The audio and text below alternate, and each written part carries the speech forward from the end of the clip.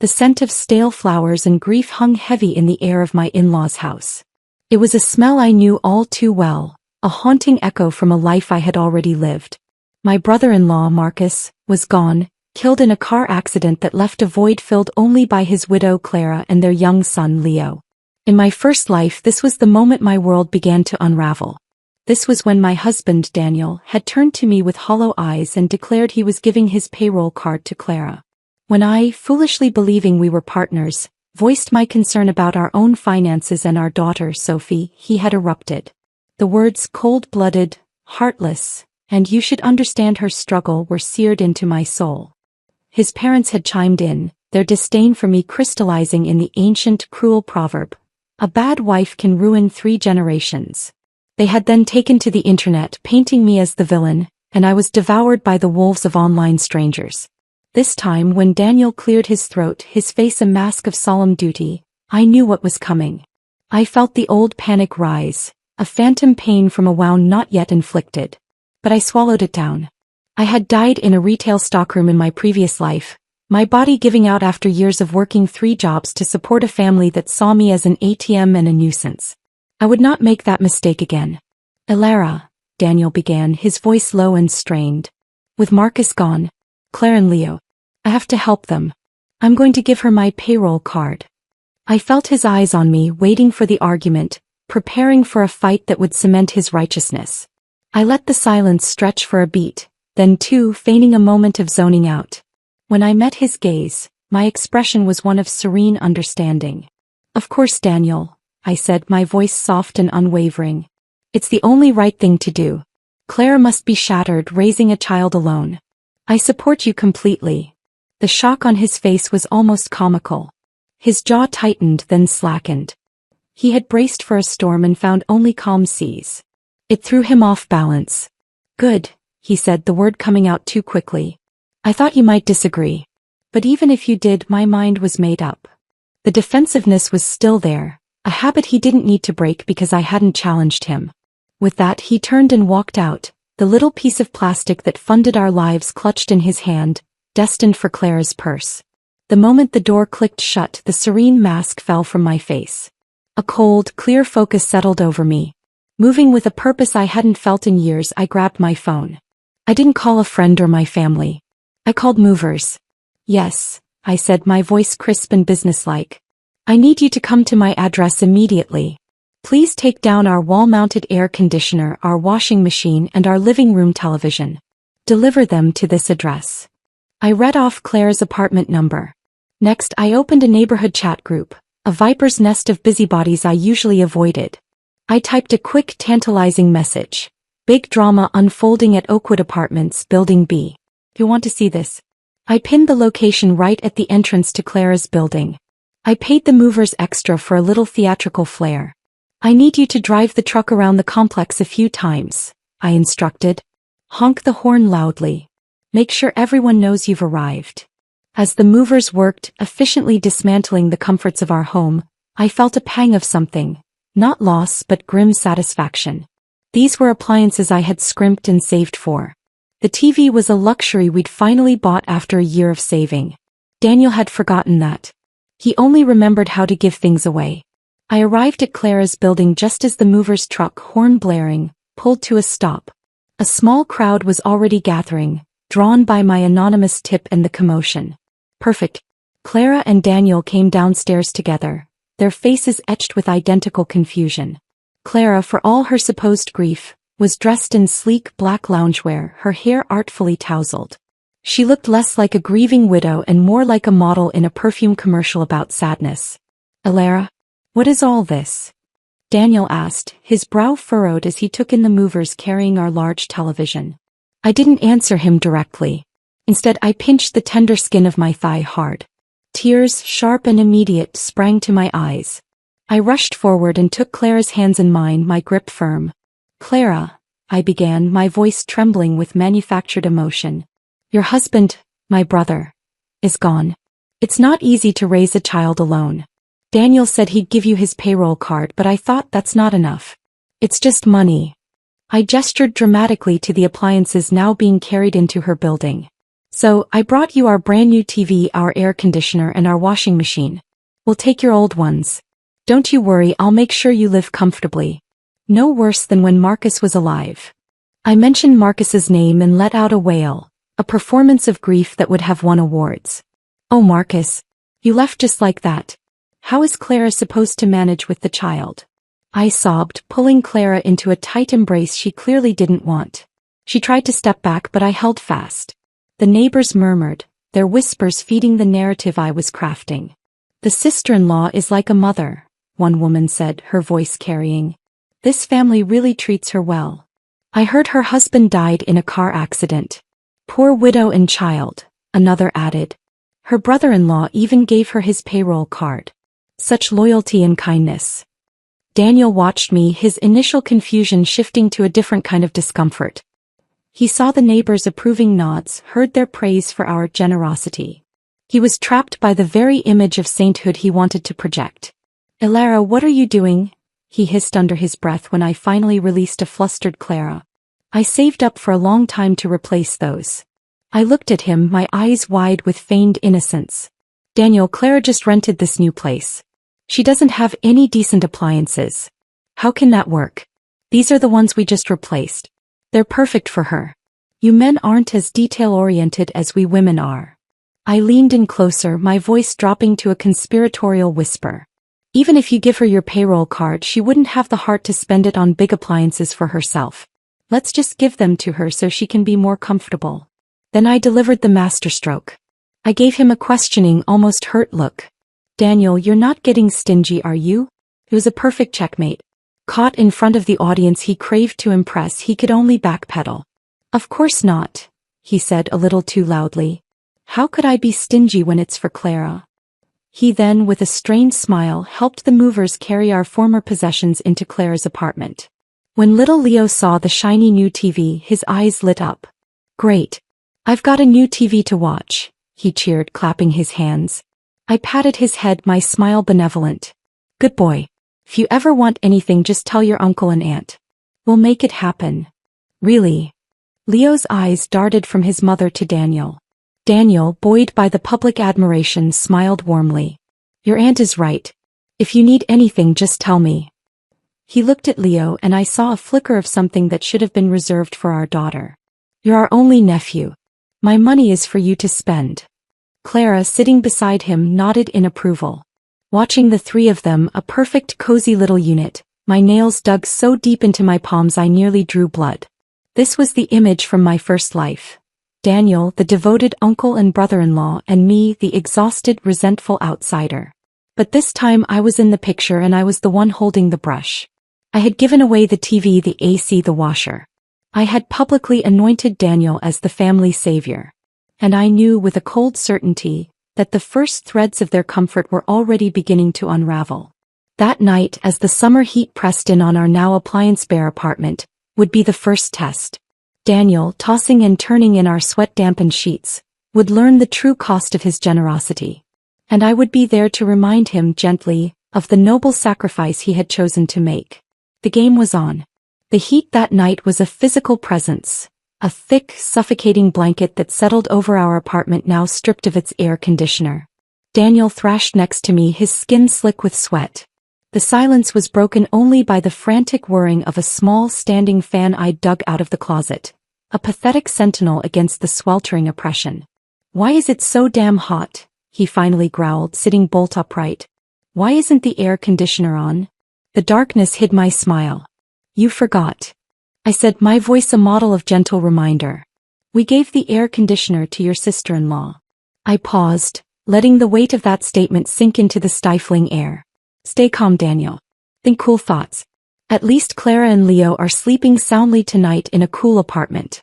We can put up with a little discomfort for their sake, can't we? He let out a sound of pure frustration, a guttural groan that was immensely satisfying. He tossed and turned for another hour, the sheets tangling around his legs. This is impossible, he muttered. Tomorrow you go buy a new one. First thing. With what money? I asked, the question hanging in the dark room like a guillotine. What do you mean, with what money? Your salary. I only make $3,000 a month, I interrupted, my tone flat. And with half of this month's grocery budget already gone to stock Clara's fridge with the good stuff, and the water, electricity and gas bills still due, there's nothing left, Daniel. The well is dry. He was silent. I could almost hear the gears grinding in his head, the slow dawning realization that his act of charity had immediate and unpleasant consequences for his own life. He didn't sleep a wink. I, on the other hand, drifted off to the symphony of his discomfort, a lullaby more soothing than any I'd known in years. The next morning, Daniel got up early, his movements jerky with fatigue and irritation. He couldn't escape the heat of our home fast enough, no doubt eager for the climate-controlled sanctuary of his office. The moment the door closed behind him, I was in motion. I packed a small bag for Sophie and me, a change of clothes, her homework, a novel for me. We're going on an adventure, sweetheart, I told my confused daughter. Where, Mama? To Aunt Clara's. It's too hot here. We headed straight to Clara's apartment. She answered the door after a long delay, her face puffy with sleep and instantly wary when she saw us standing there. Alara, what are you doing here so early? It's just too hot to bear at our place, Clara, I said breezily, brushing past her into the living room. The glorious Arctic blast of the air conditioner I had owned yesterday washed over me. It was heavenly.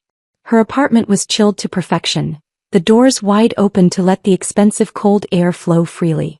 After all, Daniel was paying the utilities. Why shouldn't we enjoy it? Alara, this isn't really appropriate, Clara said, her voice tight.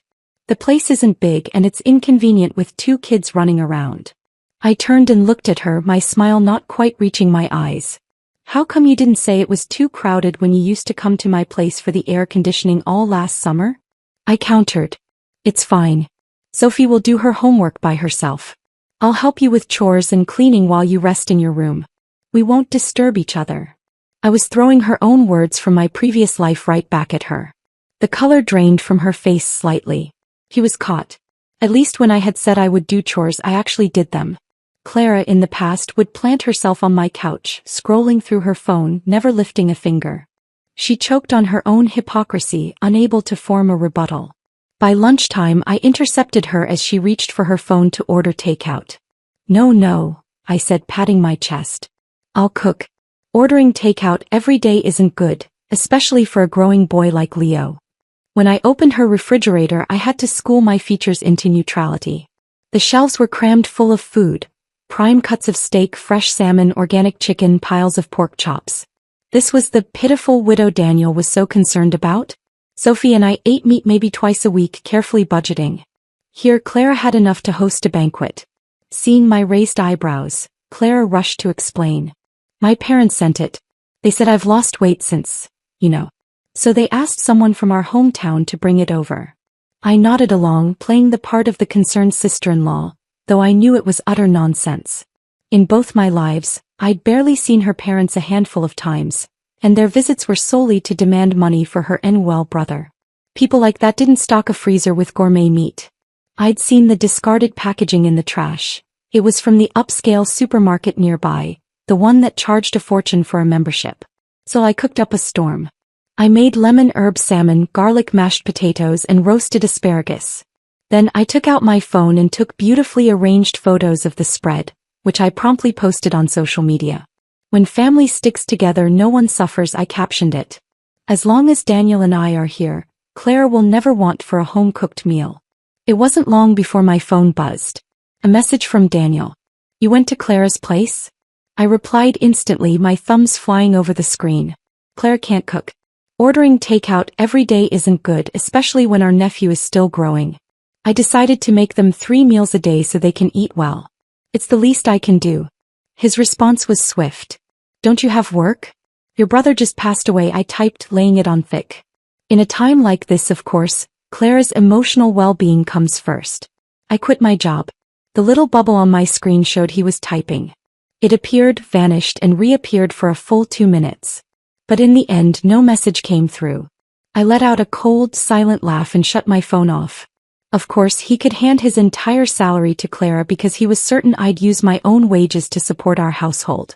In my previous life I'd worked myself into an early grave for that certainty. This time I was done exhausting myself. I quit too. Let's all sink together and see who breaks first. At dinner, I heaped Leo's bowl with the expensive pork chops.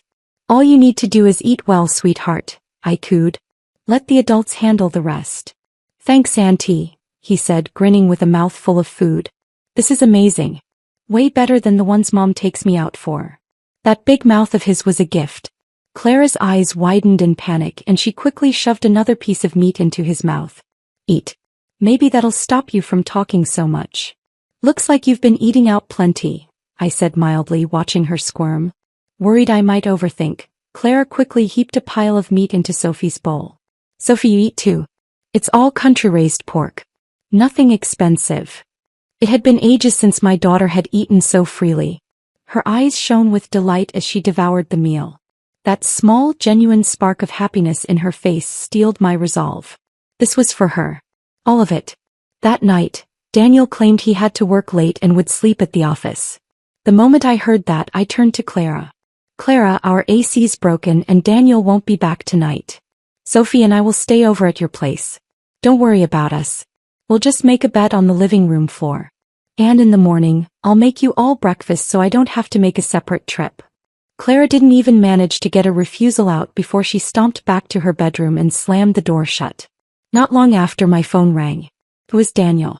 I bought a new AC, he said, his voice tight. You and Sophie need to go home now.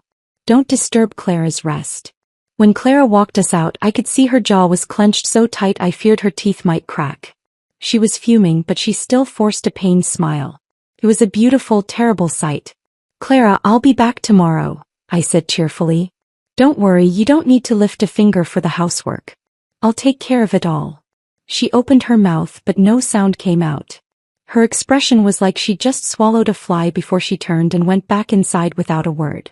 On the way home, Sophie beamed, clutching my hand. Mom, it's so nice at Aunt Clara's. We get AC all day, TV to watch and meat to eat. Her simple, easily pleased words were a dagger to my heart. In my past life, once Daniel gave all his money to Clara's household, I had pinched pennies until they screamed. I wouldn't even let Sophie attend a summer camp her friends were going to. Yet Clara had taken Leo on an overseas study trip without a second thought. The thought made me pick up the phone right then and call Sophie's teacher. Hello, Mrs. Davies. This is Alara Vance. I'd like to confirm Sophie's spot in the summer science camp. Mom, really? Sophie's eyes widened in disbelief as I hung up. I can go? But you said it was too expensive before. You said we couldn't afford it. I didn't explain much. I just smiled and squeezed her hand. Mom doesn't feel like saving money anymore. Even if I save it, it's never spent on us anyway. The moment she realized it was real, Sophie cheered and jumped around in excitement. The very next day, I packed her things and sent her off on the month-long camp. This month, I had vowed I would make Daniel and Clara cough up everything they owed me. The stage was set. The pawns were moving. And I was just getting started. The silence in the apartment after Sophie left for camp was profound. It wasn't just the absence of her cheerful chatter. It was the weight of my own resolve, solid and cold in the quiet. Daniel, for his part, seemed to be spending more and more time at the office. I knew he was escaping to the free air conditioning, but I also suspected he was avoiding the new, unsettling dynamic at home. A home that was now financially barren and uncomfortably warm, despite the new, cheap AC unit he'd bought that struggled against the summer heat. He discovered the camp fee on our joint bank statement. Our account that was now, aside from that single transaction, as empty as a dried-up well. His brows knitted together in a familiar frown of financial anxiety. Alara, the summer camp? Where did you get the money for this? He asked, his voice a low rumble of controlled irritation. 10,000? She's about to start high school entrance exams. This is a reckless time to be spending like this. I met his gaze evenly, my expression one of calm reason. The teacher called it a golden ticket to Lincoln High School, Daniel. It's an academic intensive camp. Once she attends and passes their internal assessment, she's practically guaranteed an early admission spot.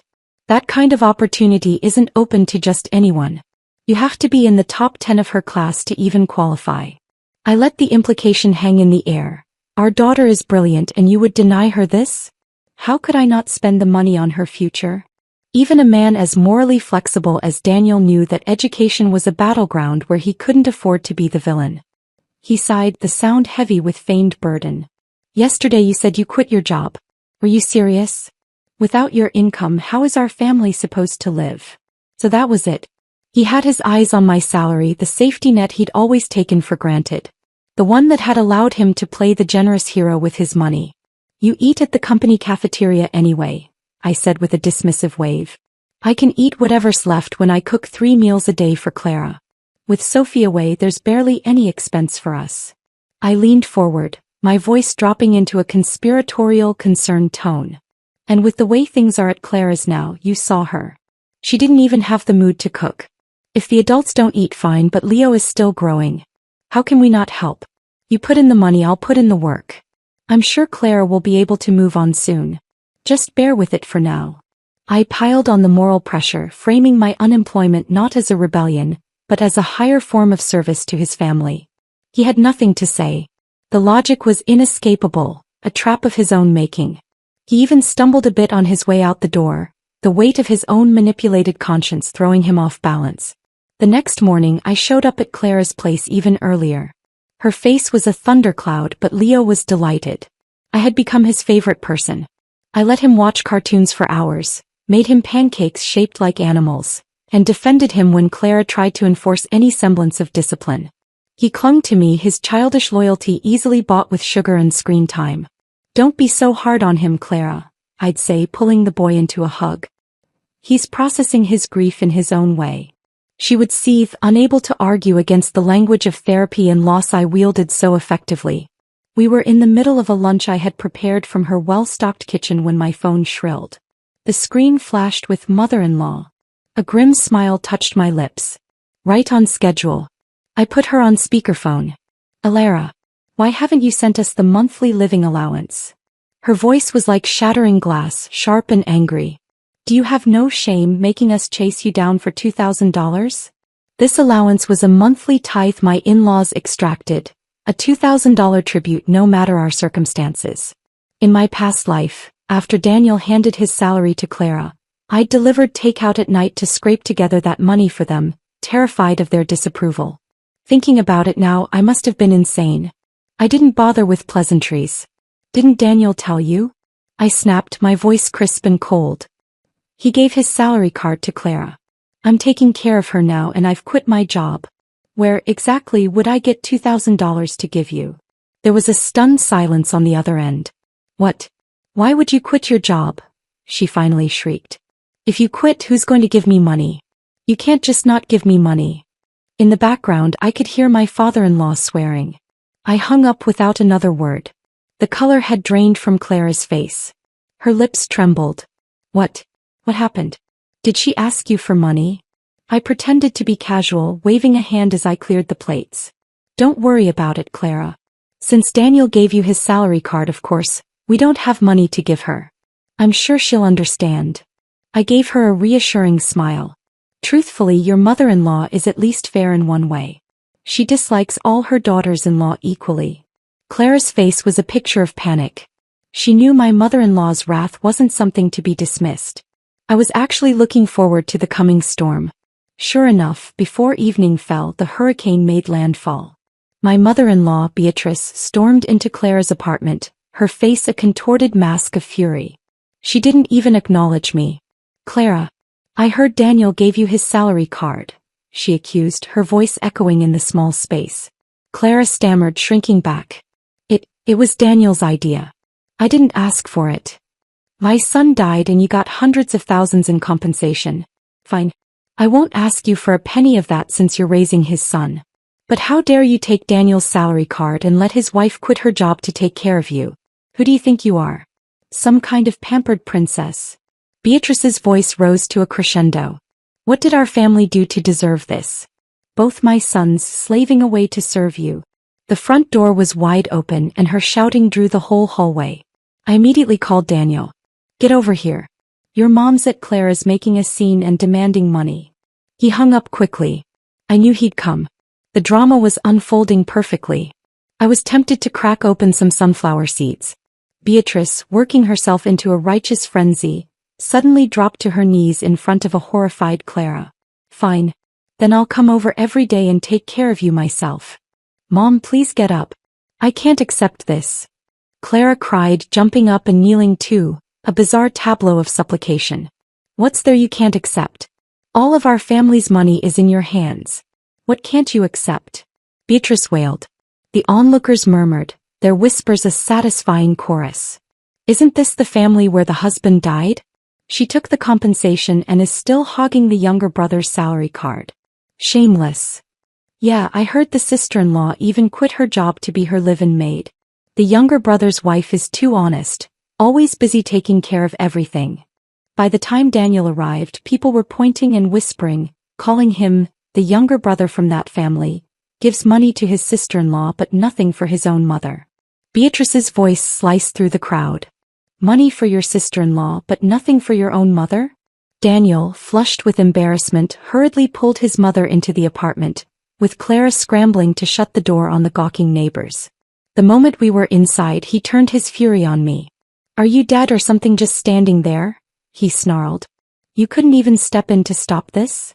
I swallowed my contempt and put on a mask of helpless worry. With your mom and Clara both here, I didn't know who to help first.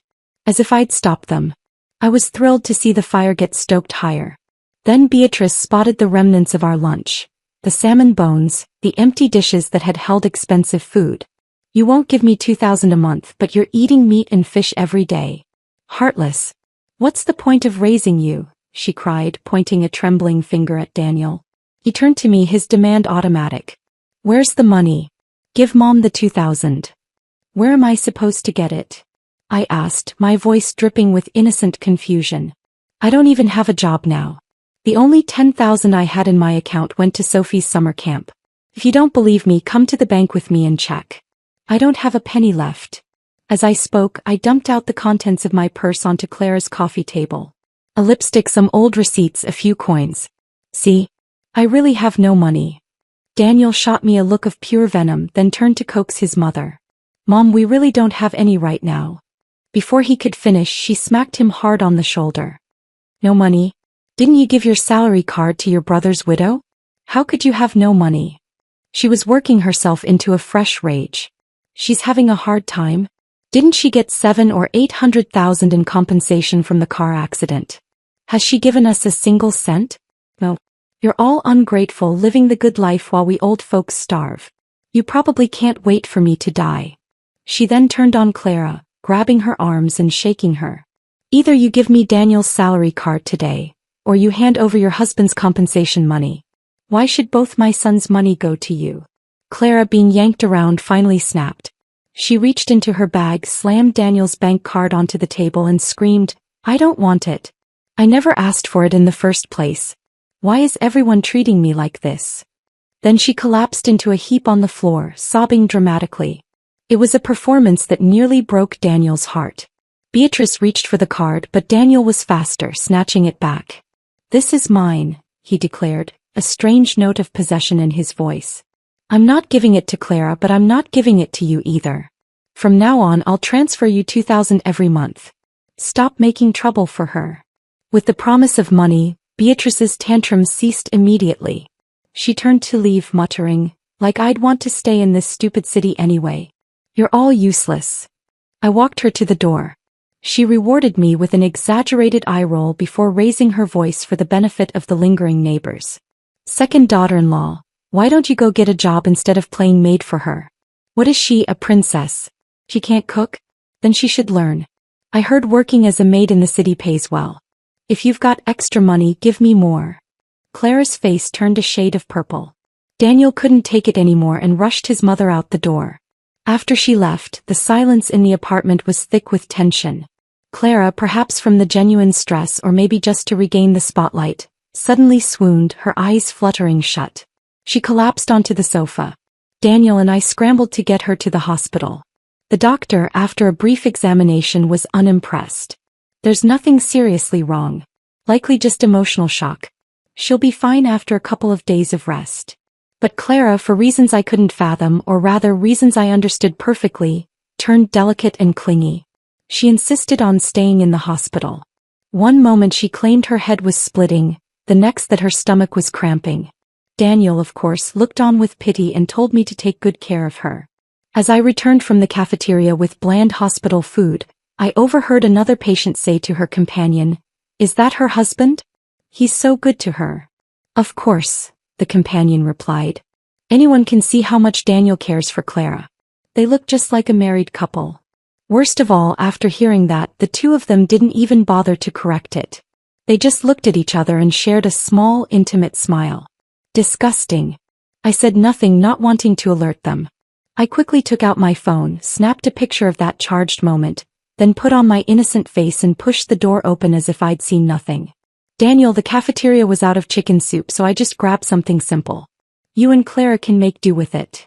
The moment I called him Daniel, the ward went silent. "Oh, he's your husband?" the first patient said, deeply embarrassed. "So, you're the younger brother-in-law and sister-in-law?" The whispers started up again, even more scandalized. With gossip that juicy, who knew how it would be twisted? Clara immediately buried her face in her hands in feigned shame. Daniel hastily made an excuse about needing to get back to the office. Oh, so now they didn't dare flirt so openly. With Clara in the hospital, the job of looking after Leo naturally fell to me. And I had a very specific plan for my precious nephew.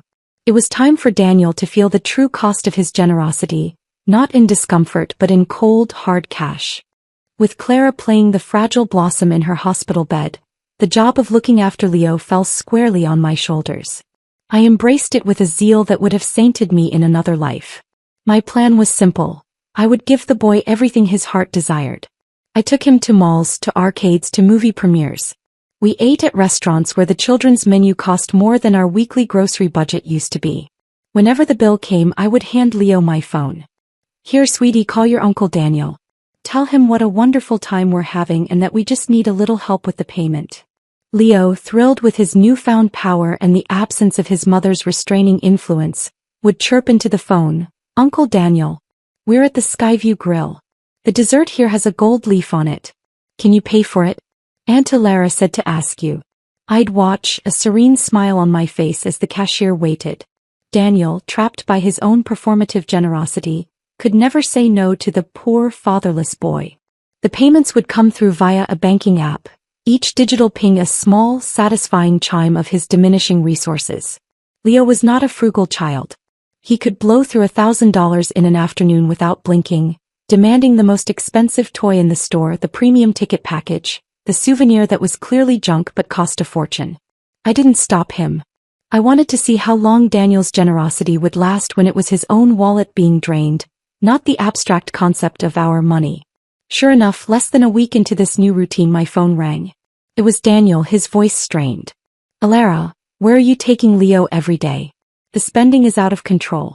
He's gone through $5,000 this week." I feigned surprise. "Oh." He said these are all the places Clara usually takes him. I didn't know any better. He said he wanted to go and I couldn't just say no. I laid on the guilt thick and fast. "After all, your brother just passed. If the kid feels like we're mistreating him, how would that look?" "Even so, the spending's way too much," Daniel insisted, frustration bleeding through the line. "You have to talk to him. Rein him in a little." I almost laughed. "He wanted to play the good guy and have me be the bad one? Nice try." "Oh, I see," I said, my voice dripping with false understanding.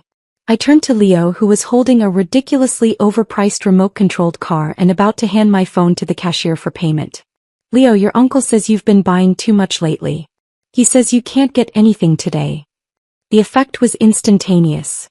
The boy who had been all sunshine and smiles contorted into a red-faced demon. "I don't care. I want it. Mom said I can spend Uncle Daniel's money however I want. Why won't you let me?" he shrieked, his voice hitting a pitch that made the other shoppers wince. He bounced up and down, his little body trembling with rage, before snatching the toy and storming out of the store, heading straight for the hospital to tattle to his mother. I followed at a leisurely pace, arriving at Clara's room just in time for the main performance. Leo was already in his mother's arms, sobbing dramatically. "Mom, Uncle Daniel won't let me buy a toy." Clara, who had been in the middle of some gentle shoulder stretches, was startled by the outburst. "Oh honey, don't cry. How much was it?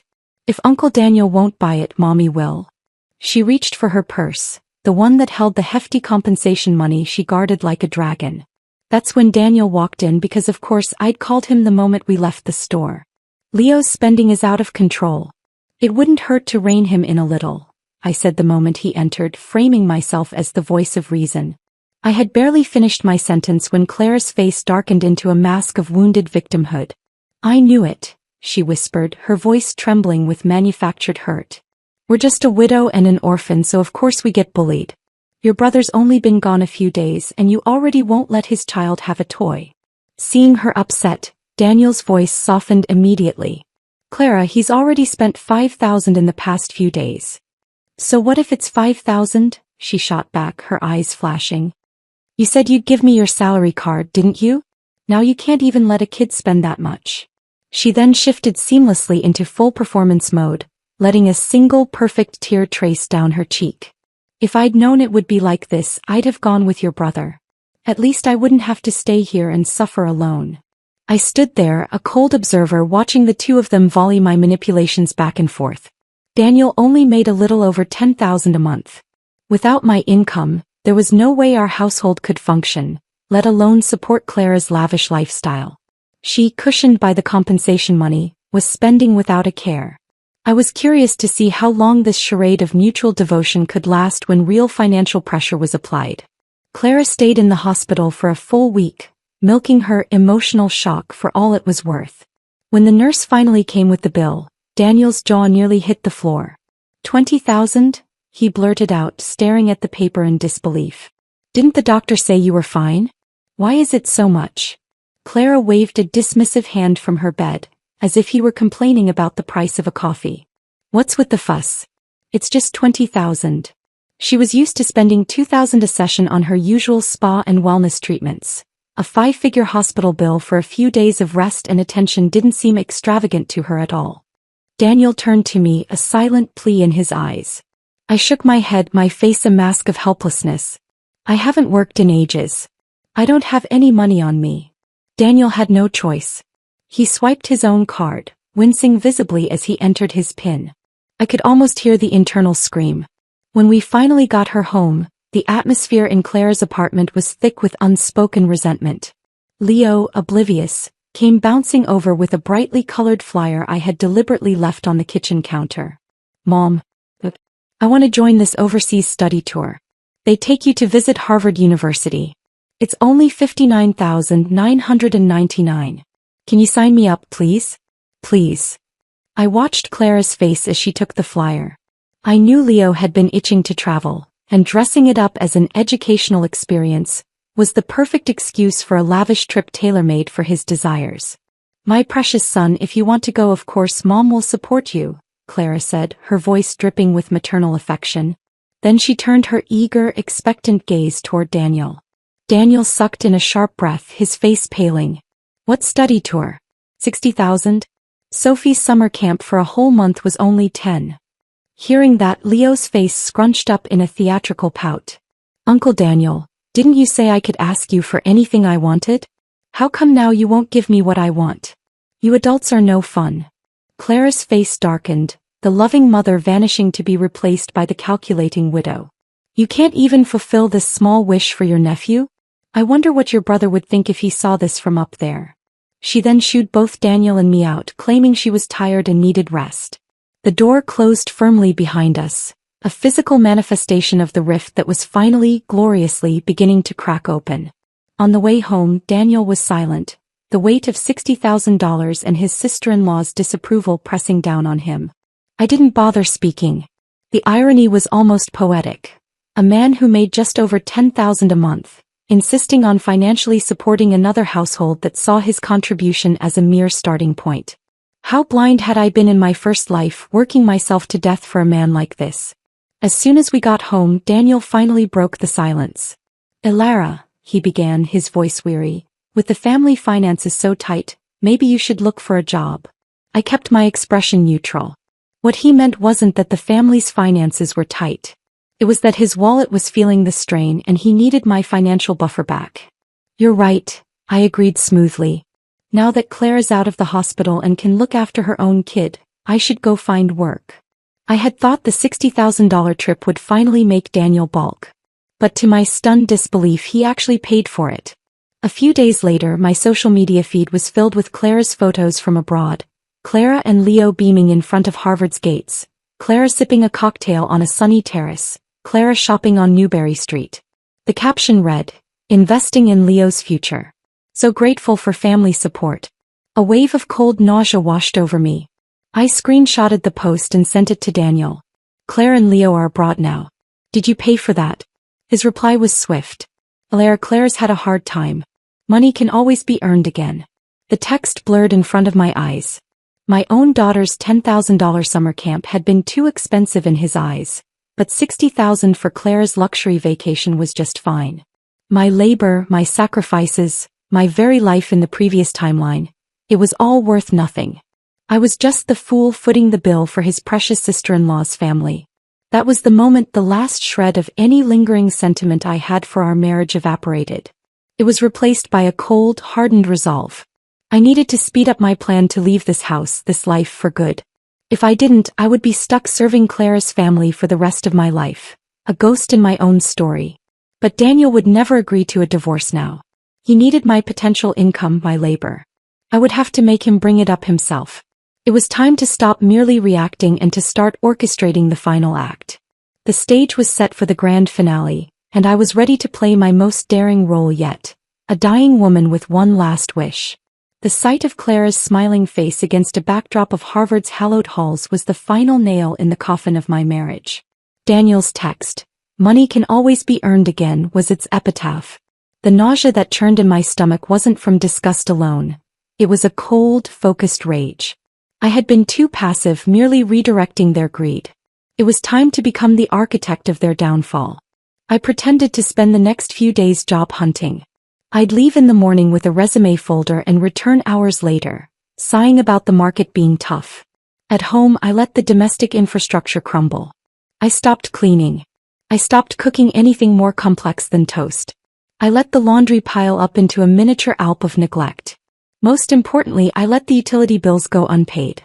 One evening, I came home to a pitch-dark apartment. The air was stale and hot. Before my eyes could adjust, Daniel's voice came out of the gloom, making me jump. "Where have you been? You didn't even notice the electricity's out." I fumbled for my phone, using its flashlight to illuminate his angry, sweaty face. "Where do you think I was?"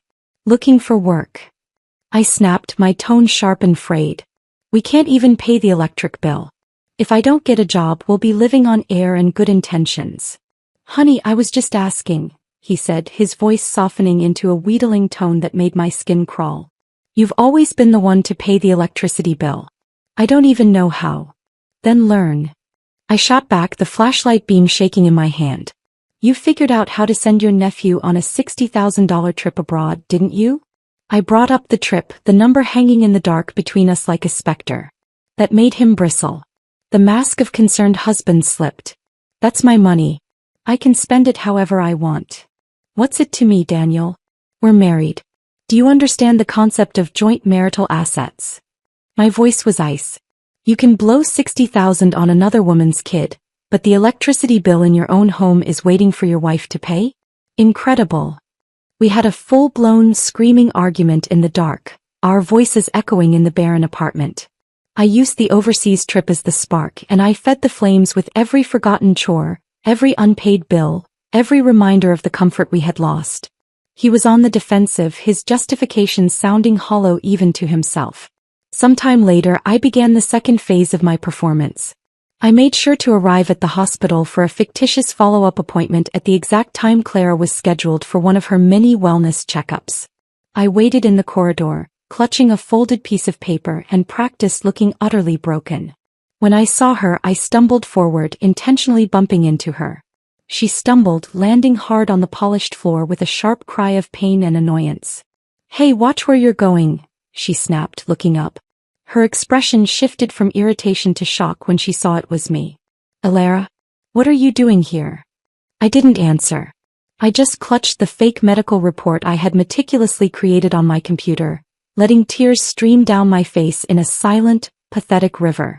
Clara's eyes, sharp with curiosity, dropped to the paper. "Alara, what's wrong?" She reached out and snatched it from my trembling hands. Her eyes scanned the document. I saw the moment she comprehended the words, Stage 3 gastric carcinoma. Her jaw went slack. "Stomach cancer?" she whispered, her voice a mix of genuine shock and something else. Something that looked uncomfortably like opportunity. I grabbed the report back quickly, holding it to my chest as if it were a state secret. "Clara, please," I begged, my voice cracking. "Don't tell anyone. Especially not Daniel. If he finds out, he'll definitely divorce me." "I know he will." She hesitated for a moment, her mind working behind her eyes. Then she arranged her features into a mask of solemn sympathy. "All right," she said, placing a hand on my arm. "I won't tell him." She even put on a show of comforting me for a few minutes, her words empty and rehearsed. Of course, I knew she would tell him immediately. That was the entire point. That evening, for the first time in weeks, Daniel was home before me. He had even, inexplicably, picked up takeout from a decent place. The electricity was back on. He must have paid the bill himself. Halfway through the meal, I pushed my food around my plate, then suddenly clapped a hand over my mouth. I bolted to the bathroom, making loud, retching sounds. I splashed water on my face to make it pale before emerging. "Elara, are you okay?" Daniel asked, his voice laden with a concern I knew was fake. Clara had already done her part. "It's nothing," I mumbled, avoiding his gaze. "Just the heat. Maybe I ate something too greasy at lunch." I sat back down and forced myself to take another bite, chewing slowly as if it were sand. Daniel studied me, his eyes narrowed with a suspicion that was exactly what I wanted. In his mind, my behavior was no longer that of a rebellious wife, but of a woman hiding a terminal illness. Over the next few days I perfected the routine. I timed it so that just as he walked in the door he would hear me retching in the bathroom. I'd hurry out, looking wan, claiming it was just indigestion. I left fake clinic referral slips for endoscopies in my jacket pockets where he would find them. I started moving slower, as if burdened by a great weight. "Elara, what's wrong with you lately?" he asked one evening, his voice a careful blend of husbandly duty and barely concealed anxiety. "Should we go to the hospital?" No, I insisted, waving a dismissive hand. "I went to the clinic already. The doctor said it's just indigestion. Told me to take some stomach medicine and avoid spicy food." I gave him a brave, wobbly smile. "It's nothing." After hearing this a few times, Daniel became convinced. He watched me like a hawk, his expression a mixture of pity and a strange, calculating impatience. The pieces were fitting together in his mind. My sudden desire to secure our daughter's future, my erratic behavior, my secret illness. When Sophie's summer camp ended, I pulled a rejuvenated, happy Sophie along with a reluctant Daniel to look at houses in a top school district. "Why are we suddenly thinking about buying a house?" he asked, his hesitation palpable. "We don't have money for that right now." "I've been looking," I said, my voice earnest. "The down payment for new developments in the Lincoln High Zone is surprisingly low right now. I can borrow some from my family. We'll just buy it for Sophie to get into a good school, then sell it after she's enrolled. We'll only lose a bit in loan interest." Then I lowered my voice, pretending to mutter to myself but loud enough for him to hear, "There's not much time, not much I can do for my daughter." Those words, soaked in subtext, hit him exactly as I'd intended. He paused, his resolve softening. "But we still have a mortgage on this place," he argued weakly. "The down payment for a second home would be even higher." "Not if we get a first home loan," I said, as if the idea had just occurred to me. "If we fake a divorce, the purchase would count as a first home. Then we'd get the lower down payment and better rates." "Fake divorce." His eyes flickered, not with shock but with intense, immediate thought. I could see the gears turning. A sick wife. Financial burden. A clean escape with a new asset in his name. "It's just on paper," I reassured him, pressing my advantage. "Once we get the house, we'll remarry. You can understand. It's for Sophie's schooling." I framed it as a pragmatic, temporary sacrifice. Daniel hesitated, but it was the hesitation of a man who has already made up his mind. "Let me think about it for a couple of days," he said, but his tone was one of agreement. The next day Clara came to the house, her visit far too timely to be a coincidence. "I heard you're looking for a school district house for Sophie," she said, her tone light but her eyes sharp. "I thought I'd get some ideas too. For Leo's future, you know." "Sis, aren't you planning to buy a place too?" I played along, my voice warm. "I think you should check these out. It'll be convenient for Leo's schooling later." I handed her several folders of listings I'd gathered. Here, these are the ones I've researched with school zones and price per square foot. Clara flipped through them absently, her real mission clear. So, you really are looking, and you're still not planning to tell Daniel about your illness? I let a shadow of profound sadness cross my face.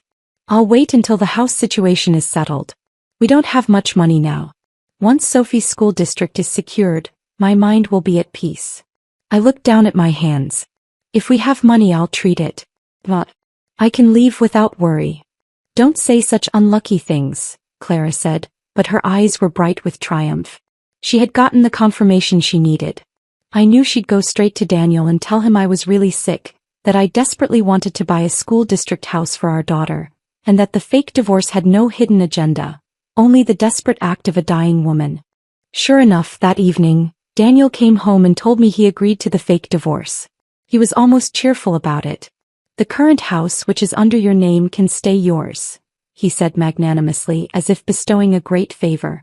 The second house we buy later will go under my name. It's cleaner that way. We had no savings and no significant assets to divide. The process was quick, a mere administrative formality. Before long, we were standing outside the civil affairs office, the final divorce papers in hand. Daniel let out a deep, audible sigh, as if he had finally shaken off a great, terrible weight. I gave a cold, internal laugh. He thought he was free. He thought he had outmaneuvered a dying woman. He had no idea that the grand finale was about to begin, and that he was not the director but merely a player on my stage. The final curtain was ready to rise. Walking out of the civil affairs office, the cheap paper of the divorce certificate felt like a winning lottery ticket in my hand. Daniel's sigh of relief was a gust of wind at my back, propelling me toward the finish line. He thought he was free of a sick, burdensome wife. He thought he had played me. Little did he know the chessboard was mine and he had just walked his king directly into checkmate. We drove home in a silence that was, for him, triumphant and for me, anticipatory. When we opened the door, the scene that greeted us was both expected and deeply satisfying. Clara and Leo were there, their suitcases piled in the middle of our living room. They weren't visiting. They were moving in. Clara sat on our sofa, my sofa, with the air of a queen who had just reclaimed her throne. She looked from Daniel to me, a smug, victorious smile playing on her lips. Elara. Daniel. Finally, she said, her voice dripping with condescension. You're divorced now, so of course this house belongs to us. She leaned back, spreading her arms. Finally, a painless divorce. You have no idea how long Daniel and I have been waiting for this day. Always wondering how to get you out. She let out a theatrical little sigh. Never thought you'd suggest a fake divorce yourself. How stupid can you be? I glanced at Daniel. His face was a canvas of flustered panic. This was happening too fast, too openly for his comfort. Clara, what are you doing here all of a sudden? He hissed, trying to pull her aside. We just got divorced today. You're divorced, why can't I come? She retorted, her voice rising. You promised me. You said once the divorce was done, you'd give me a home. The bickering had begun already. It was music to my ears. I let them go for a moment, savoring the chaos, before I decided it was time to end the performance. I walked calmly to the desk in the corner, opened a drawer and pulled out a single crucial document. I didn't shout. I didn't need to. My voice was calm, clear, and cut through their argument like a knife. Clara, I said. She turned, her expression annoyed at the interruption. Look closely. I held up the property deed. Whose name is on this deed? Her eyes, so full of smug certainty, darted to the paper. He saw it. A single name. My Elara Vance. Not Daniel's. The blood drained from her face. The victory in her eyes extinguished and replaced with pure, unadulterated fury. She whipped her head around to glare at Daniel. You lied to me, she shrieked, her voice cracking. You said once the divorce was done, you'd give me a home. Daniel, cornered and exposed, shed his last veneer of chivalry. His face hardened into a mask of selfish pragmatism. Yes, that's what I said, he replied, his tone shameless. But don't you have your late husband's compensation money? We can just buy our own place with that. The blatant admission was breathtaking. He had been after her money all along. The devoted brother-in-law was a fraud. Clara let out a guttural scream of rage and launched herself at him, her fists flying. You were after my money all along. Daniel grabbed her wrists, stopping her blows. So what? He snarled, his own anger boiling over. Alara won't live much longer anyway. When she's gone, this house will be mine and my daughter will be too young to contest it. It was the perfect plan. There was the final, ugly truth laid bare in my living room. He had been counting on my death. He had planned to steal my daughter's inheritance. It was time for the final reveal. I reached into my bag and pulled out the fake medical report. I didn't hand it to them. I crumpled it and tossed it at their feet where it belonged. You mean the stomach cancer? I asked, my voice dripping with icy contempt. Sorry, that was fake. I'm perfectly healthy. The effect was electric. They both froze, their fight forgotten, their faces a perfect mirror of stunned, horrified disbelief. You lied to me, Alara. You liar. They shouted in ragged unison, their voices a blend of betrayal and fury. They both rushed toward me, but they were too late. I had already pressed a button on my phone. The front door swung open and 2 building security guards I had prepaid and stationed in the hallway stepped in. These people are trespassing, I said, my voice steady as I flashed the property deed and the fresh divorce certificate. I am the sole owner of this property and I want them removed. Immediately. The guards, large and impassive, moved forward. Clara was screaming, a wordless howl of rage. Daniel was sputtering, trying to reason, to threaten, but it was useless. Their luggage was gathered and they were physically escorted out of my home, their shouts and curses fading as the guards marched them down the hallway. I closed the door. The silence that descended was the most beautiful sound I had ever heard. Divorced. The house mine. My daughter's future secure. The trash had been taken out and the clean, free air was intoxicating. But I wasn't done. Reclaiming my life was only the first step. They needed to face the consequences of their actions. In the days that followed, I packaged my evidence. The recordings of their conversations, the photos of their intimate moments in the hospital, the financial records showing Daniel's misuse of our marital funds for Clara's benefit. I wrote a concise, damning email and sent it to the HR department of Daniel's company, Sihinji, his direct superior. He was fired within the week for gross misconduct and misuse of company resources, or so the generic termination letter stated. I knew the real reason was the sordid scandal of him financially abandoning his wife and child for his brother's widow. As for Clara and Daniel, their true love couldn't survive the harsh light of financial reality. Without his job, Daniel was a leech with no host. Clara, unwilling to part with a single cent of her precious compensation money, refused to support him, let alone marry him. The fair-weather romance evaporated in an instant.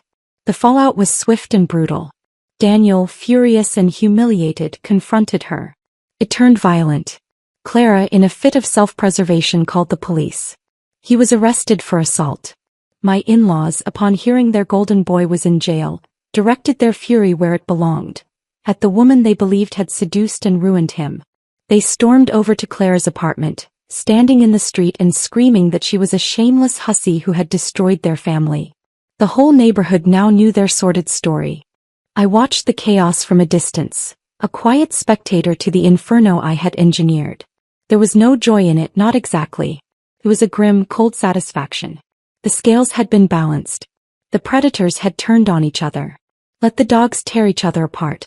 My war was over. I had my daughter, my home, and my life back. For the first time in 2 lifetimes, the future was mine to write, and it was filled with a peace I had fought hell to earn. The silence in the wake of their departure was a physical presence, thick and sweet as honey. I walked through the rooms of my house, touching the walls, the furniture, each familiar object now imbued with a new significance. They were no longer just things. They were battlements I had successfully defended. The air itself felt different. Lighter, cleaner, scented with freedom instead of resentment.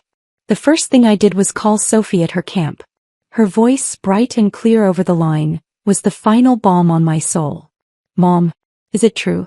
We don't have to go to Aunt Clara's anymore? We can use our own air conditioner. Yes, baby. It's all true. It's just us now. I didn't burden her with the details of the divorce or the ugliness. I simply told her that Daddy was going to live somewhere else for a while, and that we were going to be a team, just the 2 of us. The relief in her young voice was a testament to the tension she had sensed but never fully understood. When she returned from camp, the change in her was immediate. She slept in her own bed in her own cool room, without the underlying anxiety that had plagued her before. She devoured the food in our fridge without asking if it was okay, her small shoulders finally free of a weight she should never have had to carry. We spent our evenings watching movies on a new modest TV I bought, the simple act of choosing a program together feeling like a revolutionary act of peace.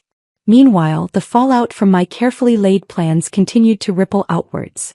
Daniel, fired and disgraced, had moved back in with his parents in their rural town. The word from a talkative cousin was that he was drowning his humiliation in self-pity and bitterness, blaming everyone, Clara for her greed, me for my deceit, his parents for their pressure, for his downfall, never once looking in the mirror. Clara, however, was not one to fade quietly into the background. A week after the eviction, she began her campaign. It started with text.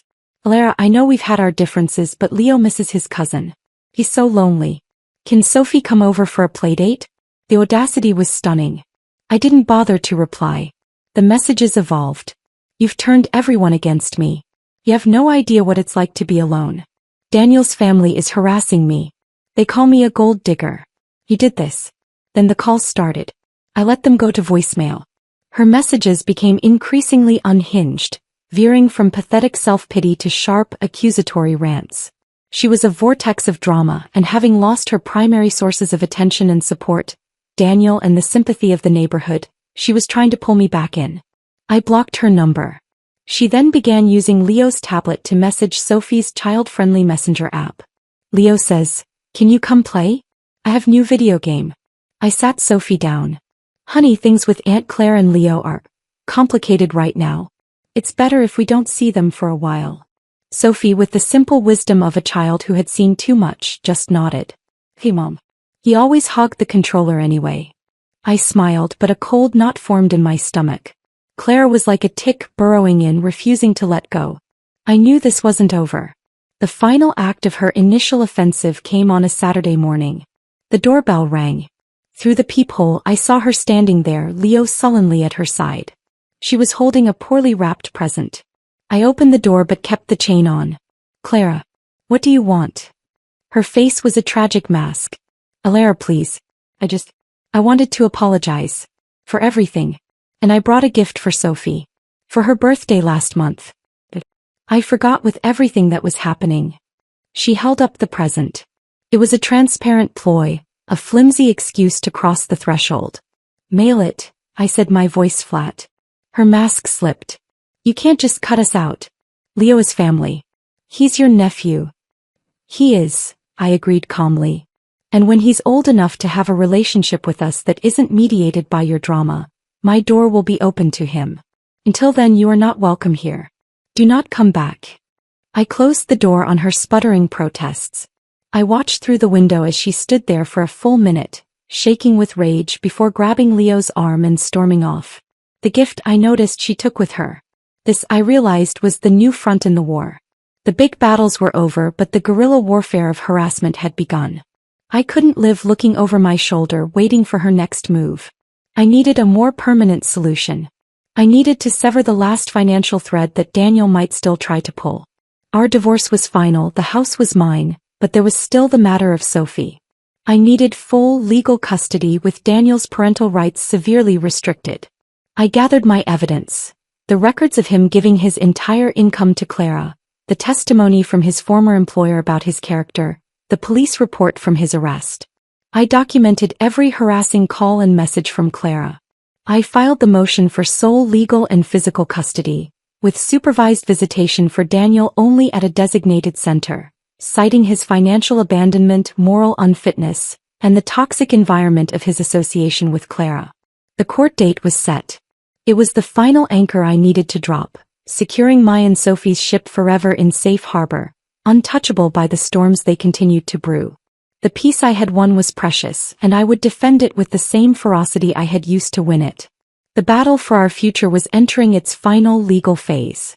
The family courthouse was a world of hushed tones, polished floors, and the profound, weary gravity of broken relationships. Sophie was with a trusted friend for the day. I walked in alone, but I felt the weight of my previous life, my previous death, walking with me, a silent witness demanding justice. Daniel was already there, slumped in a chair in the hallway. He looked older, diminished. His cheap suit was wrinkled and he couldn't meet my eyes. His parents flanked him, their expressions a mixture of defiance and deep shame. They offered me a tight, miserable nod which I did not return. They were complicit in this and we all knew it. Clara was notably absent. I hadn't expected her. She had gotten what she wanted from Daniel. Nothing, and had likely moved on to her next source of drama or funding. Our lawyers conferred in low murmurs. Mine, a sharp, no-nonsense woman named Ms. Evans, had been thoroughly briefed and was confidently armed with a fat folder of evidence. Daniel's court-appointed lawyer looked like he wanted to be anywhere else. When we were called into the courtroom, the formalities were brief. The judge, a woman with tired eyes and a firm mouth, reviewed the paperwork. "Mr. Vance," she began, her voice echoing in the quiet room. "The petition before me is for sole legal and physical custody of your daughter, Sophie Vance, to be granted to the mother, Elara Vance. The mother's filing cites financial abandonment and a concerning domestic environment. How do you respond?" Daniel shifted in his seat. "Your Honor, I love my daughter. What happened with Clara, it was a mistake.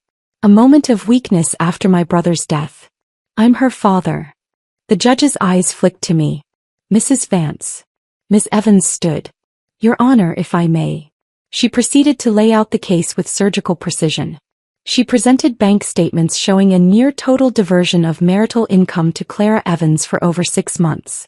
She entered the termination letter from his company, highlighting the conduct unbecoming.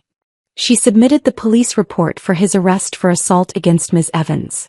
Finally, she presented the log of harassing messages from Clara, demonstrating the persistent toxic presence Mr. Vance had enabled and now could not protect his daughter from. Mr. Vance chose to be a father figure and primary provider for his nephew at the direct, documented expense of his own wife and child, Ms. Evans concluded. He has demonstrated a profound lack of judgment and moral compass that makes him an unfit influence at this time. Daniel's lawyer offered a weak rebuttal about grief and manipulation, but it was like trying to stop a tidal wave with a teacup.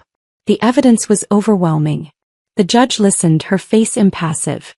She asked Daniel a few direct questions about his current employment, none, his living situation with his parents, and his plan for supporting Sophie, vague mutterings. After a final review of the documents, she took off her glasses. "The well-being of the child is the paramount concern of this court," she said, her tone final. "Mr. Vance, your actions show a consistent and deliberate pattern of neglecting your primary familial duties. You financially abandoned your child. You involved yourself in a volatile domestic situation that resulted in criminal charges. The court cannot, in good conscience, place a minor in that environment." He turned to me. "Mrs. Vance, the petition for sole legal and physical custody is granted. Mr. Vance will have supervised visitation, to be arranged through the Family Services Center once per month. He is ordered to pay child support, the amount to be set based on imputed income." She banged her gavel. "Next case." It was over. Just like that. Daniel looked like he'd been gut-punched. His mother started to cry silent, ashamed tears. His father just stared at the floor. I felt no triumph, only a profound, bone-deep relief. It was done. The last loose thread had been tied, the last door locked. Sophie was unequivocally, legally mine. Miss Evans shook my hand. "It was a clean case. You did the right thing, documenting everything." I walked out of the courthouse into the afternoon sun. The world seemed brighter, the colors more vivid. The anchor had been dropped. We were safe. Weeks turned into months. The child support payments when they came were erratic and small, but we didn't need them. I found a good job, one that didn't require me to work myself to death. Sophie thrived at her new school, her grades improving now that her home life was stable and quiet. Clara eventually faded from our lives. The harassment stopped. I heard through the grapevine she had moved to a different city, perhaps to find a new brother-in-law to charm or a new tragedy to exploit. One evening, Sophie and I were planting flowers in our small garden. Our garden. She was chattering about a school project, her hands covered in dirt, her face smudged and happy. I looked at her, really looked at her, and saw a child who was no longer just surviving but living, flourishing. The ghosts of my past life were finally, completely laid to rest. The bitterness, the rage, the cold calculation, it had all served its purpose. It had built this simple, quiet moment of planting marigolds with my daughter in the golden hour of a peaceful evening. The war was over. We had won. And our peace was not just the absence of conflict, but the vibrant, growing, beautiful life we were building together day by day. We were no longer just survivors. We were the architects of our own joy. The end. George, I've got good news and bad news. Which do you want to hear first? I put down my paintbrush and looked at my friend Frank. He stood at the studio door with a mysterious air, his face a mix of nervousness and excitement. Let's start with the bad news. After all, I've gotten used to it these past 3 years. Your painting, Eternity, just sold for a sky-high price. Over $6 million. I frowned. How is that bad news? Frank chuckled. Because it's actually part of the good news. The bad news is, buddy, you might need to see a psychiatrist. What do you mean? A woman who looks exactly like Mary showed up at your art exhibition. I almost thought I was seeing a ghost. The paintbrush slipped from my hand and fell to the floor, splattering paint across the unfinished canvas. Mary, my late wife, died 3 years ago after accidentally falling off a cliff. I watched with my own eyes as her body was pulled from the water. In that moment, my world completely collapsed. Stop joking around, Frank. Why would I lie to you? She even left this. Frank handed me a note, with an address and a time written on it. My hand trembled slightly. The handwriting was exactly the same as Mary's. That night, I waited until midnight at the designated cafe. Just as I was about to leave, a familiar figure appeared at the door. Mary? No, it couldn't be her. But every gesture of that woman, from the tips of her hair to her fingertips, was a shadow of Mary. George, it's been a long time. She sat across from me, and the familiar voice nearly made my heart stop. Who are you? I struggled to remain calm. I'm Mary, your wife. She smiled and reached out her hand. There was a scar on her palm, the mark Mary got when she accidentally cut herself on glass at 15. Impossible. Mary is already dead. She laughed softly. That was just an accident. I fell off the cliff and was saved by a reclusive old doctor. I lost my memory from the injuries and only recently remembered everything. As she spoke, tears began to fall with an expression I knew all too well, the look Mary wore whenever she felt wronged. I know it's hard to believe, but I really am Mary. I couldn't believe my eyes. The shade of lipstick Mary loved most, the faint little mole beneath her left ear, the unconscious habit of rubbing her ring while speaking. Everything was so familiar. Are you really Mary? She nodded and took a small box out of her bag. This is the proof. Inside the box was the first piece of jewelry Mary ever designed. A sapphire ring, the only one of its kind, never mass-produced. I brought it with me that day because I wanted to surprise you. I suddenly stood up and pulled her into my arms. 3 years of longing surged over me like a tide. I held her tightly, afraid that if I let go, she would disappear again. On the way home, she told me about her experiences over the past 3 years. She was rescued by an old doctor in the mountains, lost her memory due to a severe head injury, and lived in a remote mountain village for more than 2 years. It wasn't until she happened to see a poster for my art exhibition that her memory gradually returned. The next day, I took her to see Frank. Oh my God, it really is you, Mary. Frank stared in astonishment, eyes wide. Frank, it's been a long time. She greeted him with a smile, exactly as I remembered. Frank pulled me aside and whispered, Man, this is unbelievable, but I really believe it's her. Who else but Mary could call me by my childhood nickname so accurately? That was something only the two of you knew. A week later, Mary officially returned. We held a small welcome party for her. Her mother was so overwhelmed that she fainted, and when she woke up, she clung to her daughter and refused to let go. But that night, I noticed the first sign that something was off. Mary never ate mangoes because she was severely allergic. Yet the returned Mary absent-mindedly tasted a mango dessert and was perfectly fine. Aren't you allergic to mangoes? I asked. She paused for a moment, then quickly laughed and said, Oh, that old Chinese doctor cured my allergy. He's really amazing. I nodded, but in my heart, I marked the first question mark. Is this really my wife? A month passed quickly, and Mary blended perfectly into our lives.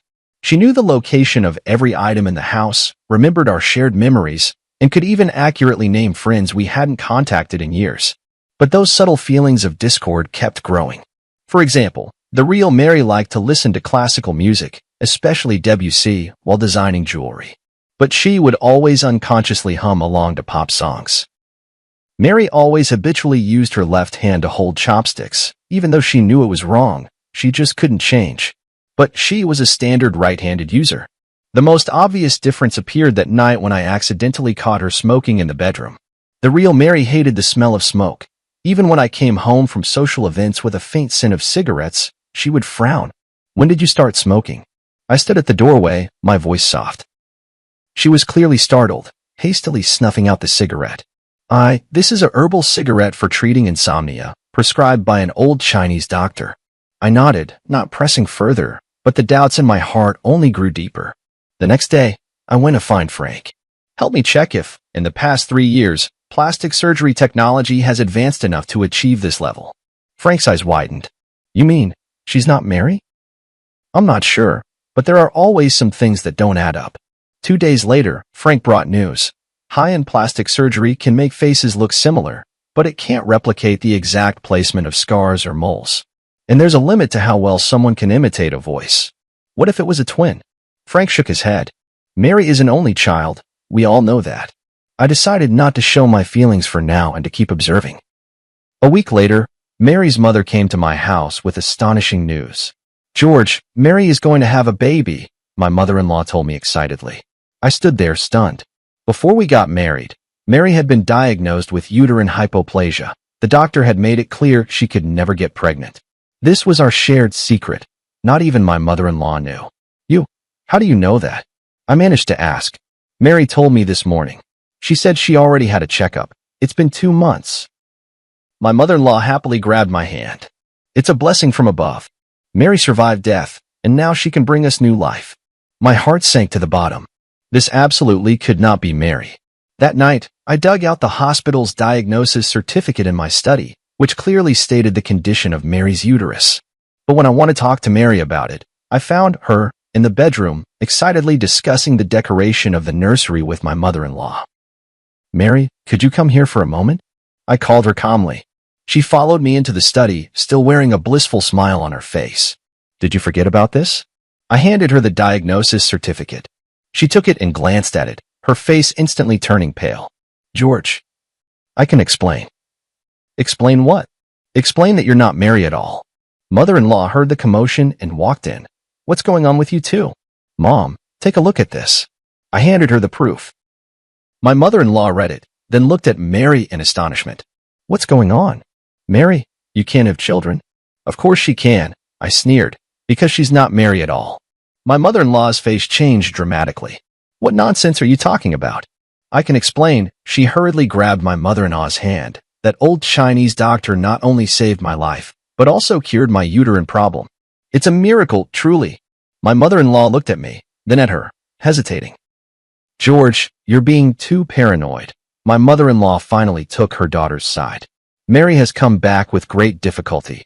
You should cherish her, not doubt her." "Yes, George, I know this is hard to accept, but miracles do happen." Tears welled up in her eyes. "Haven't we always wanted a child? Now we can finally have our own baby."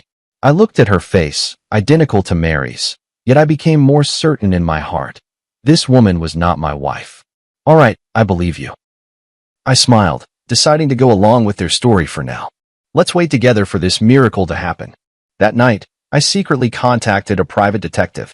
My mother-in-law gladly accepted her daughter's explanation, even suggesting she move in with us to take care of Mary during her pregnancy. Outwardly, I agreed, but inside I grew even more wary. This was no coincidence. There had to be some kind of plot. "Mom, haven't you always lived in Haicheng? Won't it be hard to get used to living here?" I probed cautiously. "For my grandson, I'm willing to endure any inconvenience," my mother-in-law said firmly. I noticed a fleeting unnatural expression on Mary's face. Could the truth be connected to my mother-in-law? On the 3rd day after my mother-in-law moved in, I discovered more suspicious details. For example, the real Mary never drank coffee, but she and my mother-in-law often enjoyed it together. Also, Mary's favorite movie was Roman Holiday, but she claimed to prefer Titanic. The strangest thing is, Mary used to despise her cousin Tom when she was alive, but now he visits frequently and chats and laughs with Mary as if they're old friends. I told Frank about these discoveries. Buddy, things are getting more and more suspicious, Frank frowned. Are you sure you want to keep going like this? Why not just expose her directly? It's not the right time yet. I want to find out what they're really after. The private detective's investigation also made progress. The so-called old Chinese doctor who had saved Mary did not exist at all, and Mary's whereabouts over the past 3 years were completely untraceable. More importantly, the private detective uncovered a shocking fact during the investigation. Mary's cousin Tom was deeply in debt from gambling, and the painting Eternity under my name, worth over $6 million, was his only hope for quick cash. They're after your painting, the private detective asserted, and this fake Mary is likely a professional identity fraudster, hired to win your trust. I took a deep breath and decided to take the initiative. That afternoon, I pretended to go out, but secretly returned home and hid in the study. Sure enough, Mary and her cousin Tom were whispering to each other in the living room. It's taking too long, Tom said irritably. How much longer until he sells the painting? Don't worry, she soothed him. I'm already pregnant, and now he completely believes I'm Mary. In a little while, I'll say I want to move to a better neighborhood for the sake of the baby, and then we'll naturally need to sell the painting to raise money. You're really pregnant? That wasn't part of the plan. It was an accident, but it works to our advantage. George wants a child so badly. Does Annie know the truth? She only knows we're trying to scam money, not the specific plan. But she hates George, thinks he caused her daughter's death, so she's more than happy to help. I clenched my fists. So my mother-in-law had always believed that Mary's accident was somehow my fault. In fact, we did argue over something trivial that day, and Mary stormed out in anger. I didn't try to stop her. But I never imagined it would be the last time I'd see her. You don't actually have feelings for George, do you? Tom suddenly asked. She was silent for a moment. It's just part of the job. Besides, I owe you, and I won't go back on my word. Good then. Don't forget how we're splitting the money once we get it. Their conversation confirmed my suspicions. This was all an elaborate scheme, with my eternity as the target. In the days that followed, I pretended everything was normal while secretly making preparations. I contacted the police, arranged for evidence-gathering equipment, and found the last piece Mary had left before she died, a silver necklace that had never been made public, engraved with an anniversary date only the two of us knew. 2 weeks later, my art exhibition was held as scheduled. As planned, Mary brought up the idea of moving, hinting that I could sell Eternity. I pretended to agree and said I would auction the painting on the last day of the exhibition. This is a surprise I prepared for you, I said on the eve of the exhibition, taking out a delicate box. To celebrate the new life we're about to begin. She opened the box in surprise, and inside was the silver necklace. It's beautiful, thank you. She smiled as she prepared to put it on. Wait, I stopped her. Aren't you going to look at the engraving on the back? She turned the necklace over, and her face suddenly went pale. What's wrong? Don't you like it? I asked, feigning ignorance. No, I really like it. It's just, I'm a bit moved. She forced a smile, but didn't know how to explain that she couldn't recognize the significance of that date. See you tomorrow. Get some good rest, and don't forget to wear this necklace. I kissed her forehead and whispered in her ear, after all, this is your final design. Her body visibly stiffened for a moment, but she kept smiling. Of course, I cherish it very much. Tomorrow, the truth will come to light. On the day of the exhibition, the place was packed with people. My painting, Eternity, was displayed in the most prominent spot, right next to the last batch of jewelry designs Mary had created before her death. Mary held my arm, flawlessly playing the role of my wife as always. She had even gone out of her way to wear Mary's favorite white dress and the silver necklace I had given her last night. My mother-in-law and Tom were there too. The three of them exchanged glances from time to time, clearly waiting for the perfect moment. Frank appeared as planned, pretending to be extremely interested in Eternity and asking me about the auction details. The auction will begin promptly at 4 in the afternoon, I replied with a smile. This painting means a great deal to me, and I hope it finds someone who truly appreciates it. Mary immediately chimed in. Yes, although it's hard to part with it, this is a necessary decision for our future. I noticed she glanced at Tom, who gave a barely perceptible nod. At 3:30 in the afternoon, the projector in the center of the exhibition hall lit up. This was the special segment, I had arranged. Ladies and gentlemen, I stood in front of eternity.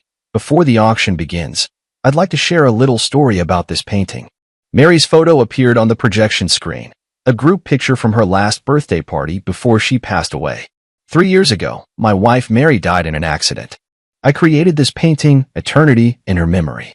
The woman in the painting has her back to the viewer, forever gazing into the distance, symbolizing a longing I can never reach. A soft sigh rippled through the crowd. Mary stood beside me, matching my words with a sorrowful expression. However, a month ago, a miracle happened. I turned to look at Mary. My wife came back. The whole room erupted in astonishment, and many people curiously sized up, Mary. This is my wife, Mary. I took her hand and stepped forward. Back from the dead, it's truly the greatest blessing heaven could have given me. She smiled and nodded to everyone, while my mother-in-law and Tom stood by with smug expressions. However, my tone suddenly shifted. Amidst my joy, a question arose. Is she really Mary? The entire room fell silent. Mary's hand trembled slightly in my palm. So, I did some investigating. The projector switched to a set of comparison photos. On the left was the real Mary. On the right was a photo of her. They look exactly the same, don't they? But I clicked the remote, and the photo was enlarged, the details highlighted. The position of the piercing on the left ear was slightly different, the arch of the eyebrows subtly varied, and the fine lines at the corners of the eyes ran in different directions. These are details that even professional plastic surgery cannot fully replicate. Mary tried to pull her hand away, but I held on tightly. My mother-in-law and Tom also began to grow anxious, glancing toward the exit. More importantly, the real Mary has a feature that cannot be copied. I turned to Mary. The necklace I gave you last night has a date engraved on the back. Can you tell everyone what that date is? She opened her mouth, but no words came out. That was the due date of our first child, the one we lost. I spoke softly, my voice trembling with emotion. Mary designed this necklace to commemorate the baby we never got to meet. The date was our secret, only Mary and I knew. The room fell utterly silent. Mary turned deathly pale, my mother-in-law's eyes widened, and Tom had already started edging toward the door. What surprised me even more, I continued, was that the real Mary could never get pregnant due to an underdeveloped uterus. Yet this, Mary claims she's already 2 months along. I let go of her hand and took a step back. So, who are you really? A flicker of despair flashed in Mary's eyes, but she quickly regained her composure. I am Mary, it's just that old Chinese doctor. The non-existent old Chinese doctor, right? I sneered. Just like the non-existent amnesia, the non-existent miraculous recovery. I turned toward the projection screen. Let's see the truth. The screen played the secretly recorded video of her conversation with Tom, their discussion on how to swindle eternity, clearly audible. This isn't. She tried to explain, but my mother-in-law had already rushed forward. Who are you really? My mother-in-law screamed. You're not my daughter? Auntie, stop pretending, I said calmly. You know she's not Mary. You just wanted to get back at me, didn't you? My mother-in-law's face turned pale. I didn't know she was going to impersonate Mary. Tom just said he needed help to scam some money. Police. Don't move. Several plainclothes officers emerged from the crowd, blocking Tom as he tried to escape. Amid the chaos, Mary took the opportunity to shove me aside and run toward the exit. I chased after her and caught up in the parking lot. Tell me, who are you really? She finally stopped, turned to face me, tears welling in her eyes. My name is Luna. I'm an actress. Tom found me and said if I helped trick you out of a painting, he'd give me $1 million. I needed the money for my sister's medical treatment. Why did they choose me? Why Mary? She shook her head. I don't know. They gave me a lot of information, photos, videos, even your chat logs. I was just following the script. The police arrived and took her away. I stood where I was, gazing at the distant sky, my heart a tumult of emotions. Back in the exhibition hall, the crowd had already dispersed, leaving only Frank and a few police officers. It's all been cleared up, Frank walked over. Tom owed money to loan sharks and was desperate. Your mother-in-law always resented you for not saving Mary, so she helped them plan the whole thing. I walked up to eternity, gently caressing the back of the woman in the painting. Mary, I can finally give you an answer. The police left with the evidence. Frank patted me on the shoulder. What do you plan to do next? I took a deep breath. Prepare for the final painting. What will it be called? The Pursuit, I said softly. This time, I'll paint her face, not just her back. After the case was solved, my life seemed to return to where it was 3 years ago. Eternity was temporarily held by the court as crucial evidence. Tom and Luna were arrested for fraud, and my mother-in-law was investigated as an accomplice. The prosecution wants you to testify in court, the officer called to inform me. The trial is scheduled for early next month. I agreed, though I was utterly exhausted inside. After exposing the deception, I thought I would feel the thrill of revenge, but what I felt instead was a profound emptiness. Those days spent with Mary that month had allowed me to feel a trace of warmth in life again, even if that warmth was born of lies. Frank often came to see me, worried I might fall into despair once more. I told him not to worry, that I was working on a new piece, The Pursuit. Are you really going to paint Mary's face from the front? Frank asked curiously. For the past 3 years, you've always refused to do that. It's time, I replied. We can't live in the past forever. I moved out of the apartment I had shared with Mary and returned to the old house in the suburbs, the place where the real Mary and I had first made our home. The dust-laden memories in the house brought me both pain and comfort. Mary's studio remained just as she had left it, design sketches scattered across the table, unfinished jewelry drafts pinned to the drawing board. One afternoon, while sorting through Mary's belongings, I discovered an encrypted external hard drive. After several attempts, I finally unlocked it using our wedding anniversary as the password. Inside were backups of Mary's design works, along with some personal photos and videos. One folder in particular caught my attention. Inside a folder named Plan was a series of jewelry design sketches, labeled George's Birthday Special Project. It was then I remembered that, in the months before Mary passed away, she often spoke mysteriously about giving me an unparalleled birthday surprise.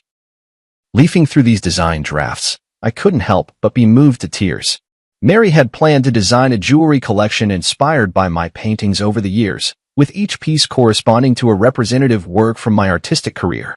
The last page was a sketch of a ring, with a dark red stone set in the center, its edges adorned with tiny diamonds, closely resembling the sunrise in my early work, Dawn. This is blood amber? I examined the notes carefully, confirming the name of this rare gemstone. Mary's designs had always been bold, but blood amber is extremely rare in the Chinese market, almost impossible to acquire. How did she obtain such a material? As I continued searching, I found a series of email correspondence screenshots. Mary had actually contacted a gemstone dealer in Myanmar, commissioning the blood amber specifically for this ring. The last email showed that the gem had already been shipped, but the date was exactly 1 week before Mary's death. I immediately called Frank. Help me check if there was a package sent from Myanmar 3 years ago, addressed to Mary. 2 days later, Frank brought news. The package did exist, but since no one signed for it, it was returned. However, according to the shipping records, it was resent a month ago, this time addressed to you. What? I was completely confused. I haven't received any package. Check your old apartment? Frank suggested. Back at my old apartment, the manager told me there was indeed a package, but it had been signed for by Mary. She said it was a surprise for you, so she didn't notify you, the manager explained. This meant Luna had taken the blood amber. I rushed to the detention center and requested to see Luna. Separated by glass, she looked much more haggard than the last time we met, but still wore that face so similar to Mary's. What are you doing here? She asked coldly. A month ago, you signed for a package from Myanmar. There was a blood amber inside. I want to know where it is. She looked surprised. How did you know? Tom asked me to sign for it. He said it was some precious gem. He took it. My heart sank. Tom was deep in gambling debt. A precious blood amber would be a windfall for him. He had probably sold it long ago. That blood amber is very important to me, I said softly. It was the last gift my wife left me. Luna was silent for a moment, then suddenly said, maybe it's not that bad. Tom said the stone has flaws, its value is greatly reduced, and he hasn't found a suitable buyer yet. Hope was rekindled. If Tom hadn't sold the blood amber yet, maybe there was still a chance to get it back. Do you know where he might hide it? Luna hesitated for a moment. He has a safe deposit box in a self-storage facility on the east side of the city. After getting the address, I immediately contacted the officer in charge of the case and explained the situation. Since Tom was involved in a large sum of money, the police quickly approved the search request. "Mr. George, we found the safe deposit box," the officer said over the phone. "Inside, we did find the blood amber you described, as well as some other evidence." A few hours later, I retrieved the blood amber at the police station. It was even more beautiful than I had imagined. Within the dark red core, wisps of mist seemed to swirl, shifting strangely under the light. This was the birthday gift Mary had so carefully chosen for me, waiting for 3 years. Back home, I carefully placed the blood amber beside the canvas of the pursuit. The painting was already more than half finished, Mary's face emerging from the blur into clarity, yet it still felt like something was missing. Watching the blood amber glimmer faintly under the light, I suddenly understood how I should complete the painting. The creation of the pursuit entered its final stage. I decided to break convention and incorporate the blood amber into the artwork. This would not only be a portrait, but a hybrid piece that fused painting with the art of jewelry. "Are you sure you want to do this?" Frank frowned. "That blood amber is priceless." "That's exactly why," I said firmly. "Mary chose it for me. She wanted to inspire an unparalleled masterpiece. I will fulfill her wish." For 2 whole weeks, I worked day and night, neglecting sleep and food. I cut the blood amber into thin slices and inlaid them at the spot of Mary's eyes on the canvas, making her gaze truly come alive. I used a special technique to blend the surrounding paint, creating a harmonious transition with the gemstone. From certain angles, the entire painting seemed to be imbued with life, and Mary's expression would shift depending on where the viewer stood. On the day I finished the piece, Frank brought news. Luna had been sentenced to 3 years in prison, but due to her good attitude in confessing, she might serve only a year and a half. Tom, involved in multiple fraud cases, was sentenced to 7 years. My mother-in-law, as an accomplice, received a suspended sentence. "The case is finally over," Frank said. "Are you planning to exhibit your painting?" "Yes. Next month there will be a solo exhibition at the National Art Museum, and The Pursuit will be the grand finale."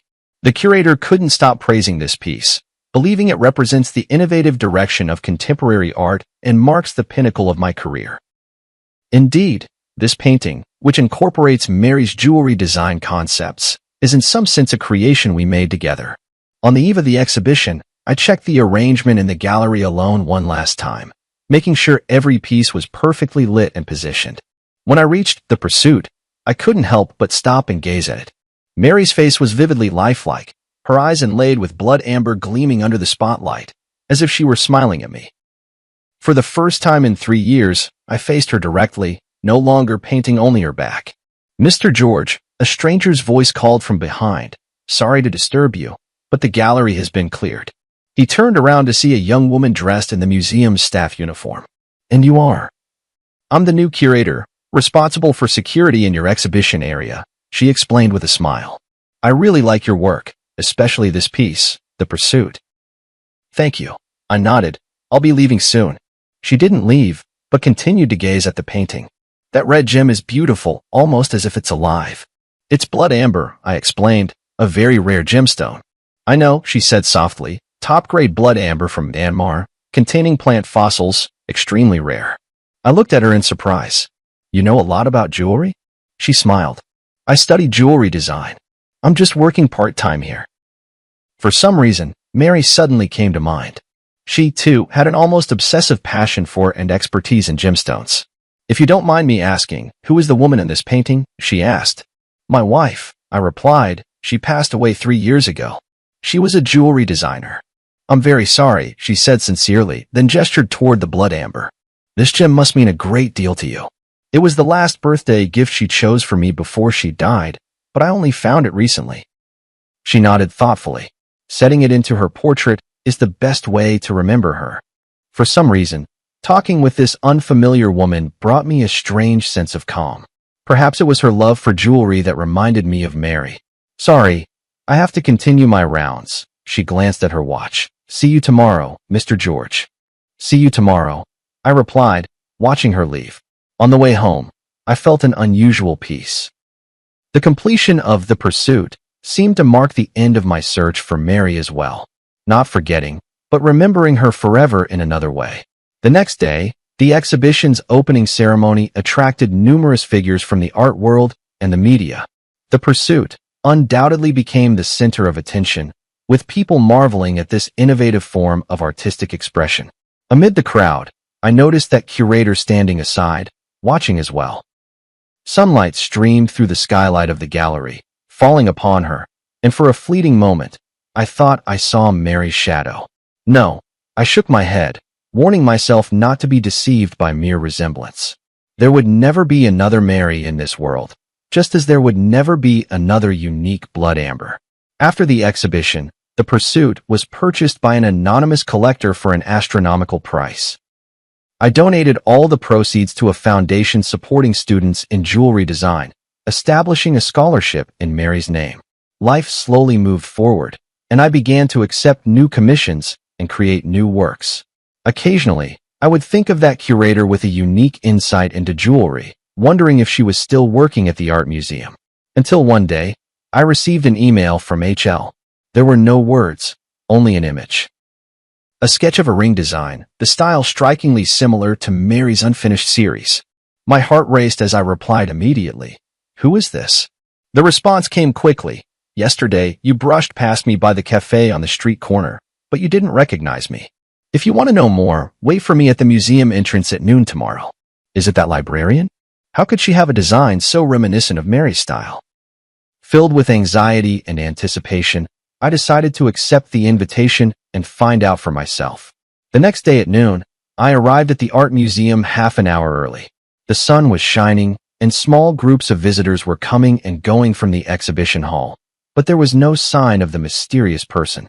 Just as I began to suspect this might be some kind of prank, a faint trace of perfume drifted by, a scent unfamiliar to me, yet it inexplicably reminded me of Mary.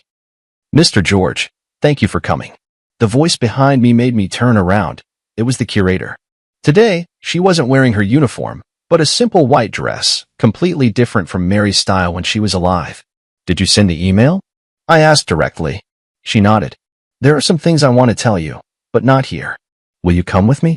We walked through the small park beside the art museum and arrived at a secluded cafe.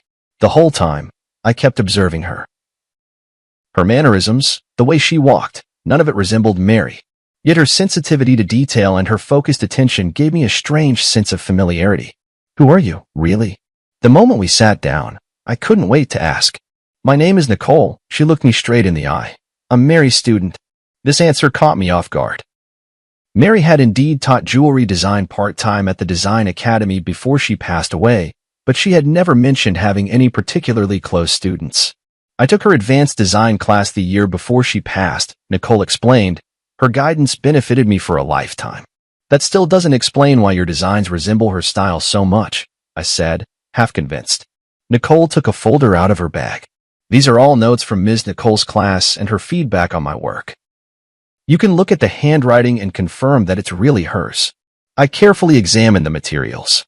It was indeed Mary's handwriting. There were even traces of the pale purple ink she habitually used.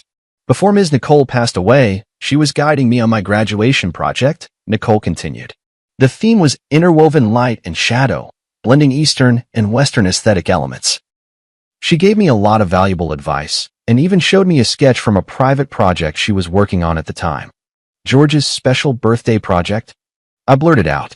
Nicole's eyes widened in surprise. You know about it? I only found out recently.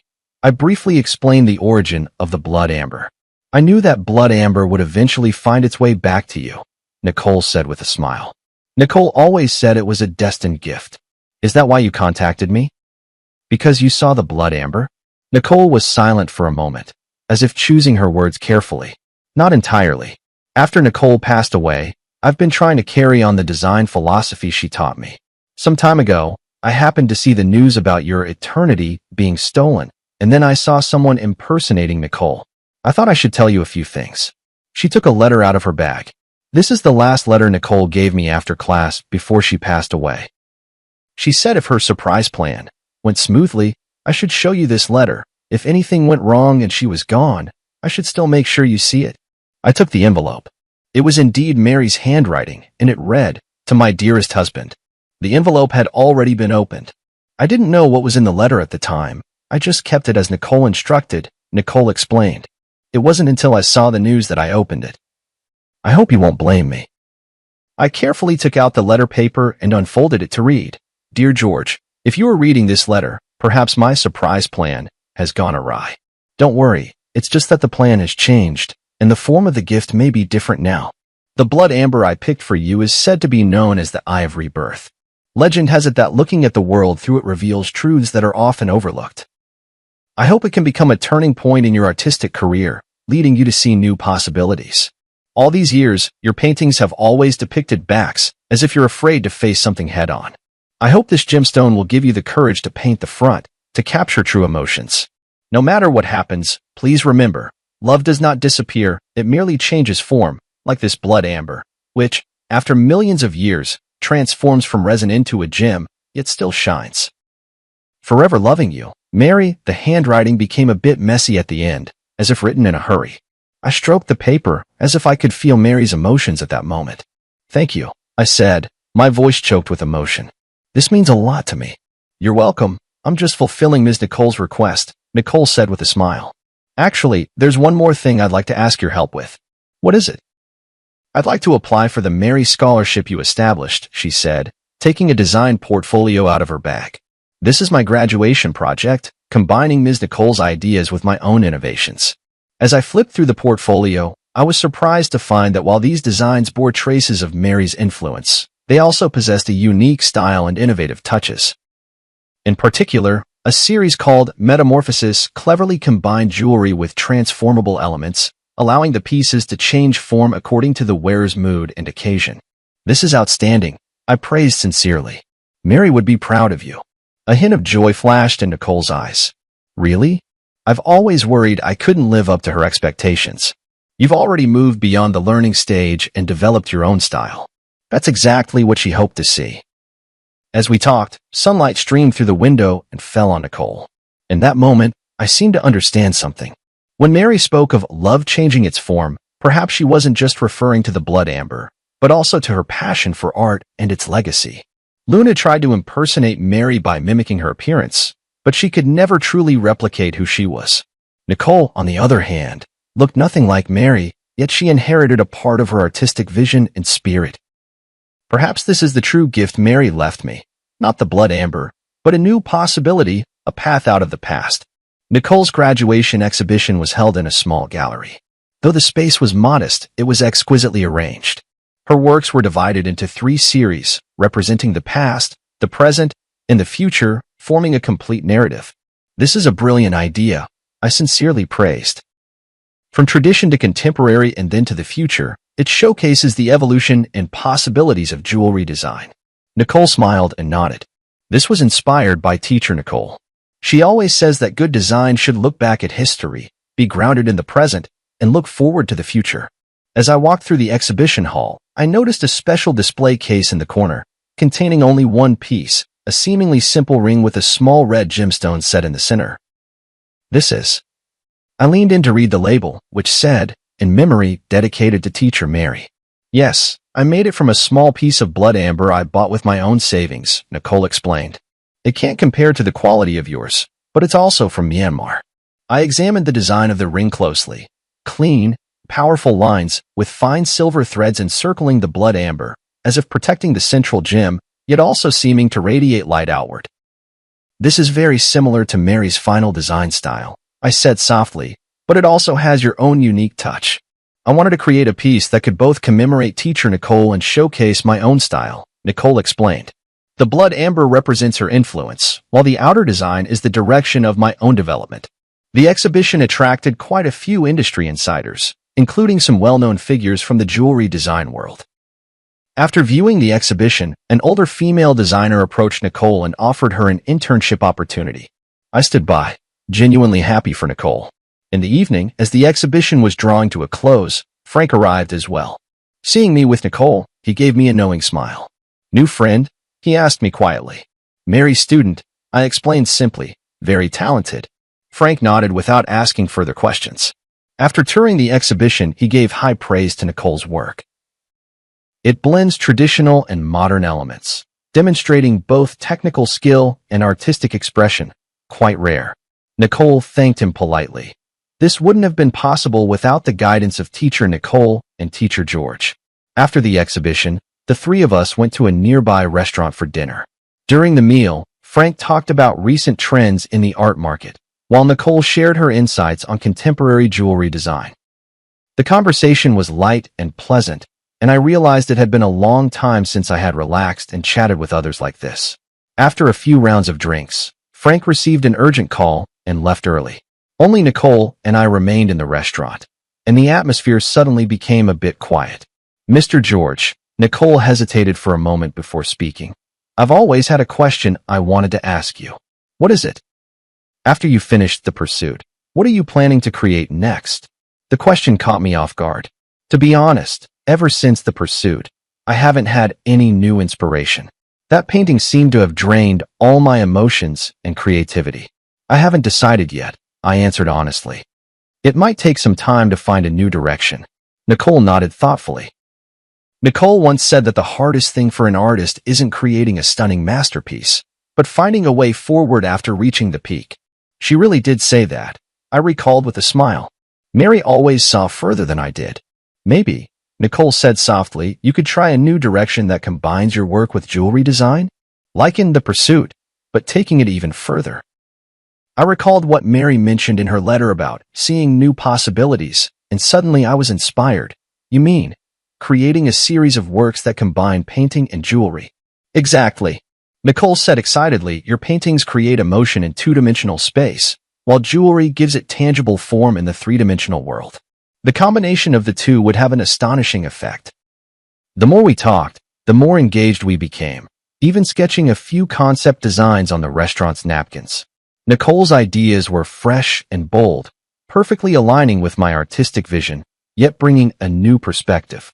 As we left the restaurant, Nicole suddenly said, I have to confess something. I looked at her in confusion. I reached out to you not only to deliver Nicole's letter, but also for a personal reason. I hope to learn from you, she said candidly. I want to become a designer like Nicole, someone who not only creates beautiful works but also perfectly blends art with emotion. Her sincerity moved me. You're already on that path, and you're doing very well. Then, may I consult you often? She asked a little nervously. Of course, I'd be delighted.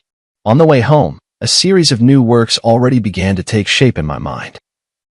A cross-disciplinary art that fuses painting and jewelry, both as a tribute to Mary and as a new starting point in my artistic career. That night, I had a dream.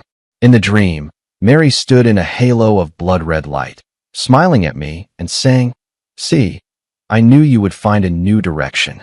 When I woke up, I got out of bed immediately and began sketching for the new series. I decided to name it Rebirth. Not only representing the ancient life forever preserved in blood amber, but also symbolizing the rebirth of my artistic career, as well as the inheritance and development of Mary's artistic vision. A week later, I submitted a new series proposal to the gallery and received an enthusiastic response. The curator even suggested holding a special exhibition themed Between Dimensions, a dialogue between painting and jewelry. For this project, I invited Nicole to join the team as a jewelry design consultant. She had just graduated from design school and was both excited and nervous about the opportunity. Am I really up to the task? She asked me in the studio. You understand Mary's design philosophy better than anyone, I assured her. That's exactly what I need. In the days that followed, we worked at a feverish pace. We created during the day and discussed at night, sometimes even working through until dawn. Nicole's ideas flowed endlessly, and I transformed those thoughts into concrete artistic expressions. In the process, I rediscovered the pure joy of creation that I hadn't felt in a long time. One late night, when we finally finished the design for our first piece, Nicole clapped her hands excitedly. This is amazing. Teacher Nicole will definitely love it. At the mention of Mary, she suddenly realized her slip and looked at me nervously. I'm sorry, I didn't mean to. It's all right, I said with a smile. I think Mary really would like it. She always hoped I could step out of my comfort zone and try new ways of expressing myself. Nicole let out a sigh of relief, then hesitantly asked, Professor George, may I ask you a personal question? What is it? When you faced the woman impersonating Professor Nicole, how did you see through her? I mean, from the news reports, She seemed like an exact copy of Professor Nicole. I pondered for a moment. Superficial resemblance is easy to achieve, but a true personality cannot be duplicated. Mary's perception of art, her attitude toward life, the way she handled details, these were all unique. Just like a work of art, Nicole mused, no matter how perfect a replica is, it can never capture the soul of the original. Exactly.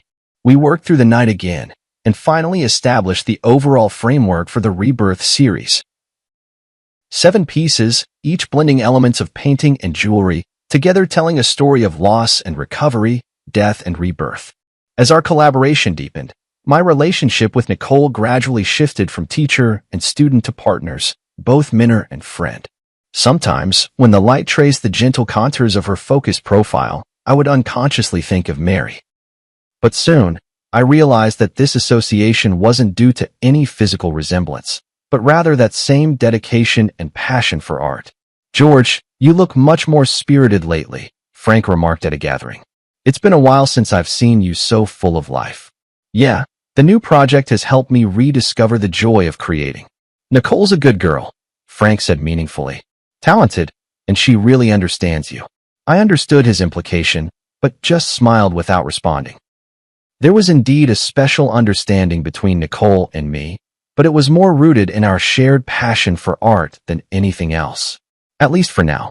The creation of the Rebirth series took 3 months, longer than expected, but the results were stunning.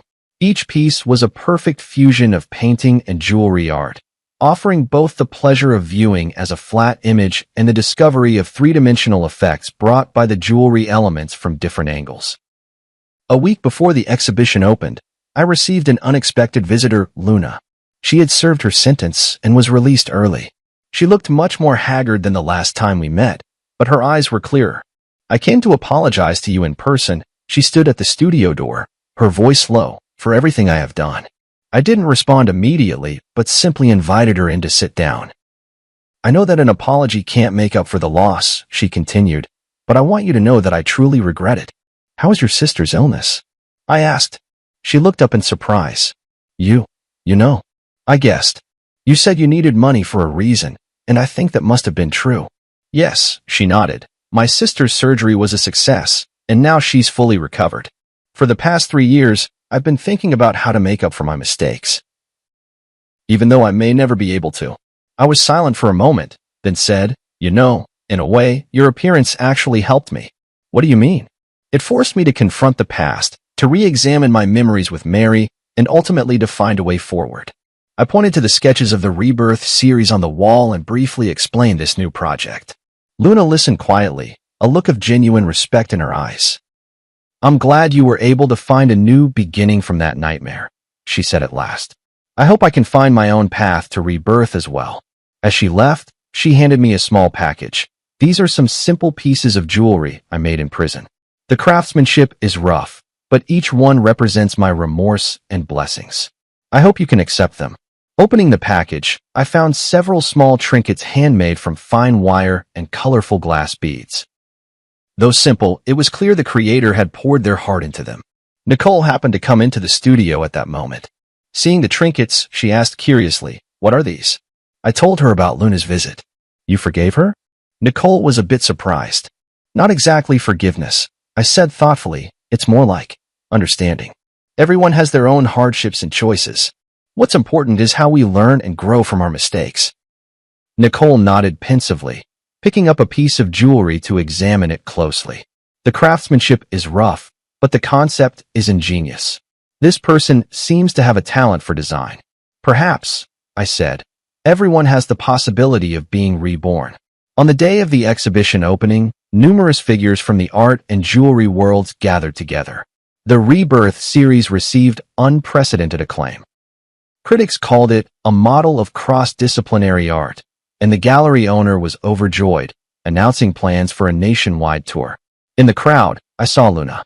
She was dressed simply, standing quietly in a corner, admiring the exhibits. Our eyes met in the air. She nodded slightly, then walked away.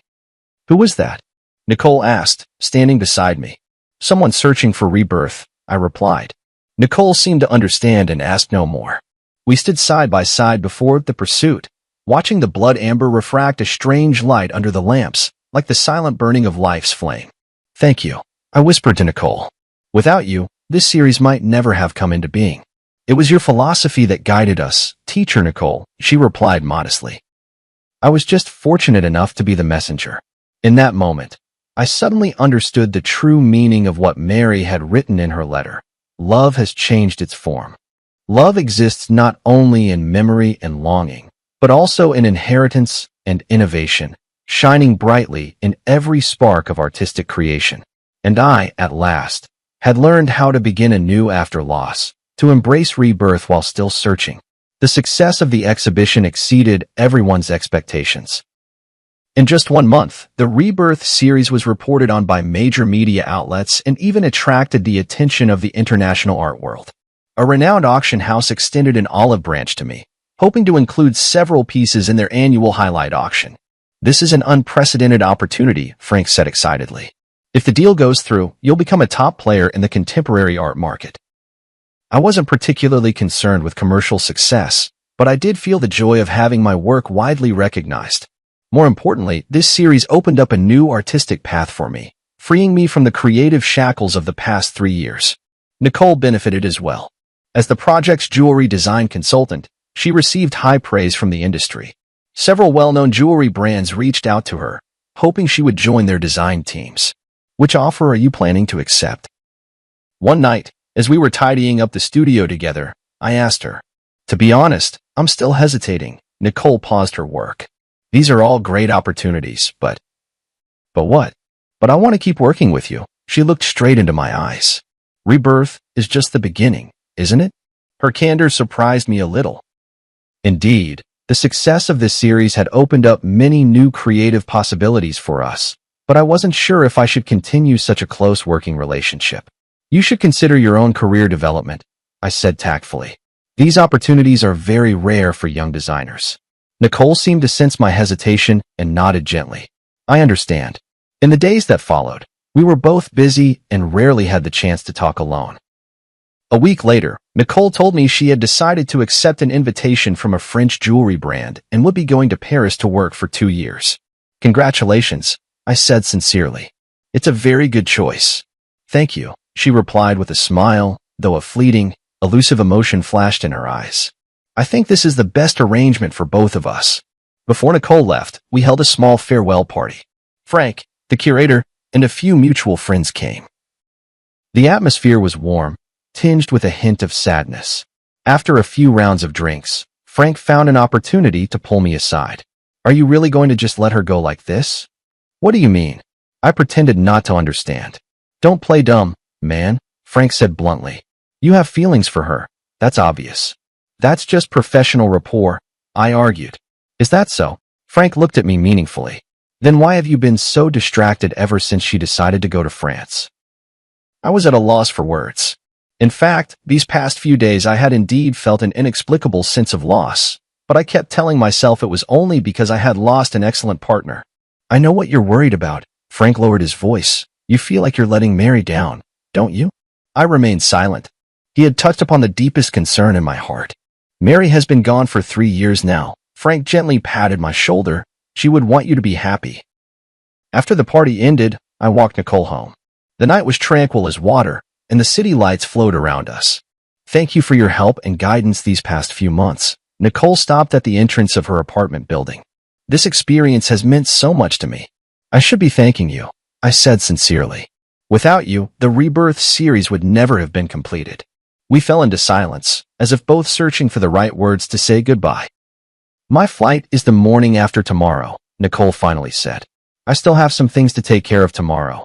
So, this is probably the last time we'll see each other. 2 years will pass quickly. I tried to make my voice sound light. Paris is a beautiful city. You'll like it there. She nodded, a complex emotion flickering in her eyes. Professor George, there's something I've always wanted to tell you, but never found the right opportunity. What is it? I chose to study jewelry design because I saw Nicole's works. She took a deep breath, or more precisely, because I saw the pieces Nicole designed for you. The way she perfectly fused love and art moved me deeply. I didn't know that, I said in surprise. I've always hoped that one day I could be like Nicole, creating art filled with emotion. Nicole continued, her words coming faster, as if afraid she might lose her courage. But now I realize that what I want even more is to create for a specific person, just like Nicole created for you. I understood her implication, and my heart suddenly began to race. Nicole, please don't respond, she gently interrupted me. I just wanted you to know before I leave. No matter how you feel right now, remember that starting over is not a betrayal of the past, but a way of cherishing life. With that, she rose up on her tiptoes and softly kissed my cheek, then quickly turned and walked into the apartment building, leaving me standing alone in the night, my mind in turmoil. After returning home, I tossed and turned, unable to sleep, replaying Nicole's words and that gentle kiss over and over in my mind.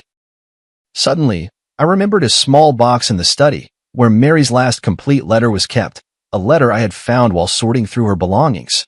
But at the time, overwhelmed by grief, I never had the courage to open. Now, I finally mustered the courage to walk into the study and retrieve that delicate little box from the depths of the drawer. Inside lay a pale pink letter, bearing Mary's familiar handwriting. Dearest George, by the time you read this letter, you may find yourself at a crossroads in life, hesitating between moving forward or staying where you are. My greatest wish is that you can move bravely through life, as freely as your brush glides across the canvas. Love is not a shackle, but a liberation. Memory is not a burden, but a source of strength. If one day you meet someone who can rekindle the light in your eyes, please don't hesitate because of your longing for me. True love is wishing happiness for the other, even if there is no longer a place for oneself in that happiness. Remember, the days we loved each other were complete, with no need for regrets. And now, it's time to paint a new picture, my beloved. Forever loving you. Mary. Tears blurred my vision. It was as if Mary had foreseen my current situation and had already given me her blessing. She was always like this, always able to see further and more clearly than I could. At that moment, I made up my mind. Early the next morning, I drove straight to Nicole's apartment. Professor George? Nicole opened the door in surprise, clearly not expecting me. I have something to say to you. I looked her straight in the eyes, not as your teacher, but as George. I handed her Mary's letter. Nicole read it carefully, her expression shifting from surprise to being moved, and finally, her eyes grew moist. She truly was an extraordinary woman, Nicole said softly, handing the letter back to me. Yes, she was. I nodded. That's exactly why I believe her words. Nicole, cancel your plans for Paris. Stay and continue our collaboration, will you? Nicole looked at me in shock. Are you serious? I've never been more serious, I said quietly. Rebirth is not just the name of an artwork, it's a possibility in life. Are you willing to explore that possibility with me? Her answer was a firm embrace, warm and real, like the first ray of sunlight after a long winter. In that moment, I felt as if Mary was somewhere, smiling down on us, blessing this new beginning. Life is like that blood amber, enduring countless ages of change and sedimentation, ultimately transforming into an eternal radiance. And I, at last, understood what true pursuit is, what true rebirth means. A year later, Nicole and I unveiled our second joint project, Interwoven, at the National Art Museum. This series was even bolder and more innovative than Rebirth, blending Eastern and Western aesthetics with various art forms. Critics hailed it as a significant breakthrough in contemporary art. At the opening ceremony, Nicole held my arm as we faced the media interviews and congratulations from the audience together. She wore a simple white dress, and around her neck was the Eye of Rebirth necklace we designed together. She completed the jewelry part based on my painting. Your collaboration seems even more in sync than your last project, a reporter asked with a suggestive smile. Nicole glanced at me, and we exchanged a smile. Yes, both in art and in life, we found the perfect balance. This indirect answer drew a round of good-natured laughter from the reporters present. My relationship with Nicole was no longer a secret, but we always kept a low profile, letting the public's attention remain focused on our artistic creations. After the exhibition, we drove out to a small hill in the countryside. There stood an ancient oak tree, beneath which Mary's ashes were laid to rest. This was the place we chose, rather than a traditional cemetery, natural, peaceful, just like Mary herself. Mary, the exhibition was a great success today, I said softly to the stone beneath the tree. Nicole's designs were admired by everyone, just as you once predicted. Nicole crouched down and placed a bouquet of white daisies in front of the stone. Teacher Nicole, I've been working hard to become the kind of designer you hoped I would be. I hope you can be proud of me. A gentle breeze stirred, and the oak's leaves rustled softly, as if it were Mary's reply. On the way back, Nicole suddenly said, I've been thinking about something. What is it? If that woman who pretended to be Ms. Nicole hadn't appeared, you might never have found the blood amber, never created the pursuit, and we might never have met. Her words made me fall into deep thought. Indeed, it was the series of events triggered by that deception that ultimately led to everything now. It feels as if, in the unseen, some force has been orchestrating it all. Perhaps that's the irony of fate, I said softly. Sometimes, the worst beginnings can lead us to the best endings. When I returned home, I received an unexpected package. Upon opening it, I found a delicate little box containing a handmade ring. Though simple, the craftsmanship had improved greatly compared to the pieces I had seen before. There was a note attached. Mr. George, thank you for your kindness and understanding a year ago, which gave me the courage to start over. Now I have found a job at a small jewelry shop, and my life is gradually getting back on track. This ring represents my gratitude, and I wish you happiness and well-being on your new path. Luna, I handed the ring to Nicole. After examining it carefully, she remarked, her skills have improved a lot. She truly is talent. Some mistakes in life shouldn't become permanent scars, I sighed. Everyone deserves a second chance. That night, we sat in the studio, discussing ideas for the next series. Nicole suddenly proposed a bold idea. I was thinking, maybe we could try connecting the different stages of our work to create a complete narrative. From eternity to quest, then to rebirth, and intertwined, they're actually different phases in a person's life journey. You mean? A complete story about loss, searching, rebirth, and integration, she explained excitedly, ultimately asking what is the most precious treasure in life. Love. I finished her sentence. No matter what form it takes. Nicole nodded, her eyes sparkling with creative fire. We could call it the forms of love, an unprecedented artistic exploration. Sounds like a long-term, ambitious project. We have time, she smiled, holding my hand. We have so much time.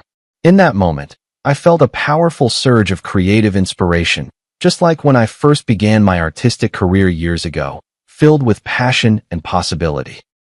But this time, I was not facing the blank canvas alone. 2 years later, the Forms of Love series was exhibited simultaneously in the world's 5 greatest art museums, causing an unprecedented sensation.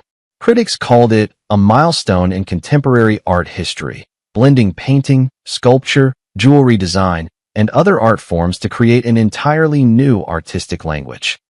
The final piece of the exhibition was titled Eternal Ring, a massive circular canvas depicting every form of love in life, familial, platonic, romantic, and the love for art itself.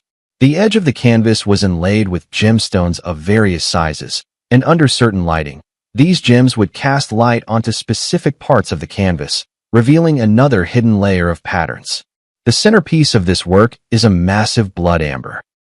Through intricate optical design, the light it projects perfectly outlines 2 embracing figures. One is Mary, the other is Nicole, symbolizing the intersection of past and present, the fusion of memory and rebirth. On the closing day of the exhibition, in front of the Eternal Ring, I knelt on one knee and proposed to Nicole. The ring was crafted from the very blood amber Mary had once prepared for me, designed by my own hand and fashioned by the finest jeweler. This ring carries the memories of the past and the hopes for the future, I whispered softly. Nicole, will you be the eternal ring in my life? Her tears sparkled under the spotlight. I will. Amidst the cheers, I remembered what Mary once said. Love does not disappear. It merely changes its form. Yes, love does not disappear. It exists in memories, in art, in every rebirth and new beginning. It traverses time and crosses space, like that blood amber which, after millions of years, still shines, forever retaining the original warmth and brilliance of life. This is the answer I have been searching for all along. Between loss and gain, between seeking and rebirth, love remains constant, only appearing in different forms along the journey of life. And all we need to do is bravely accept this gift, no matter how it comes to us. On the day of the wedding, the sky was a clear, washed blue. Beneath the ancient oak tree that had watched over Mary, we exchanged our vows. A gentle breeze stirred, making the leaves whisper as if blessings were drifting in from another world. No matter when or where, Nicole said softly, we'll always remember that it was she who brought us together. Yes, I squeezed her hand, and we will always cherish this gift. In the brilliant sunlight, the blood amber ring gleamed, radiant as life itself, enduring the passage of time, yet still shining bright.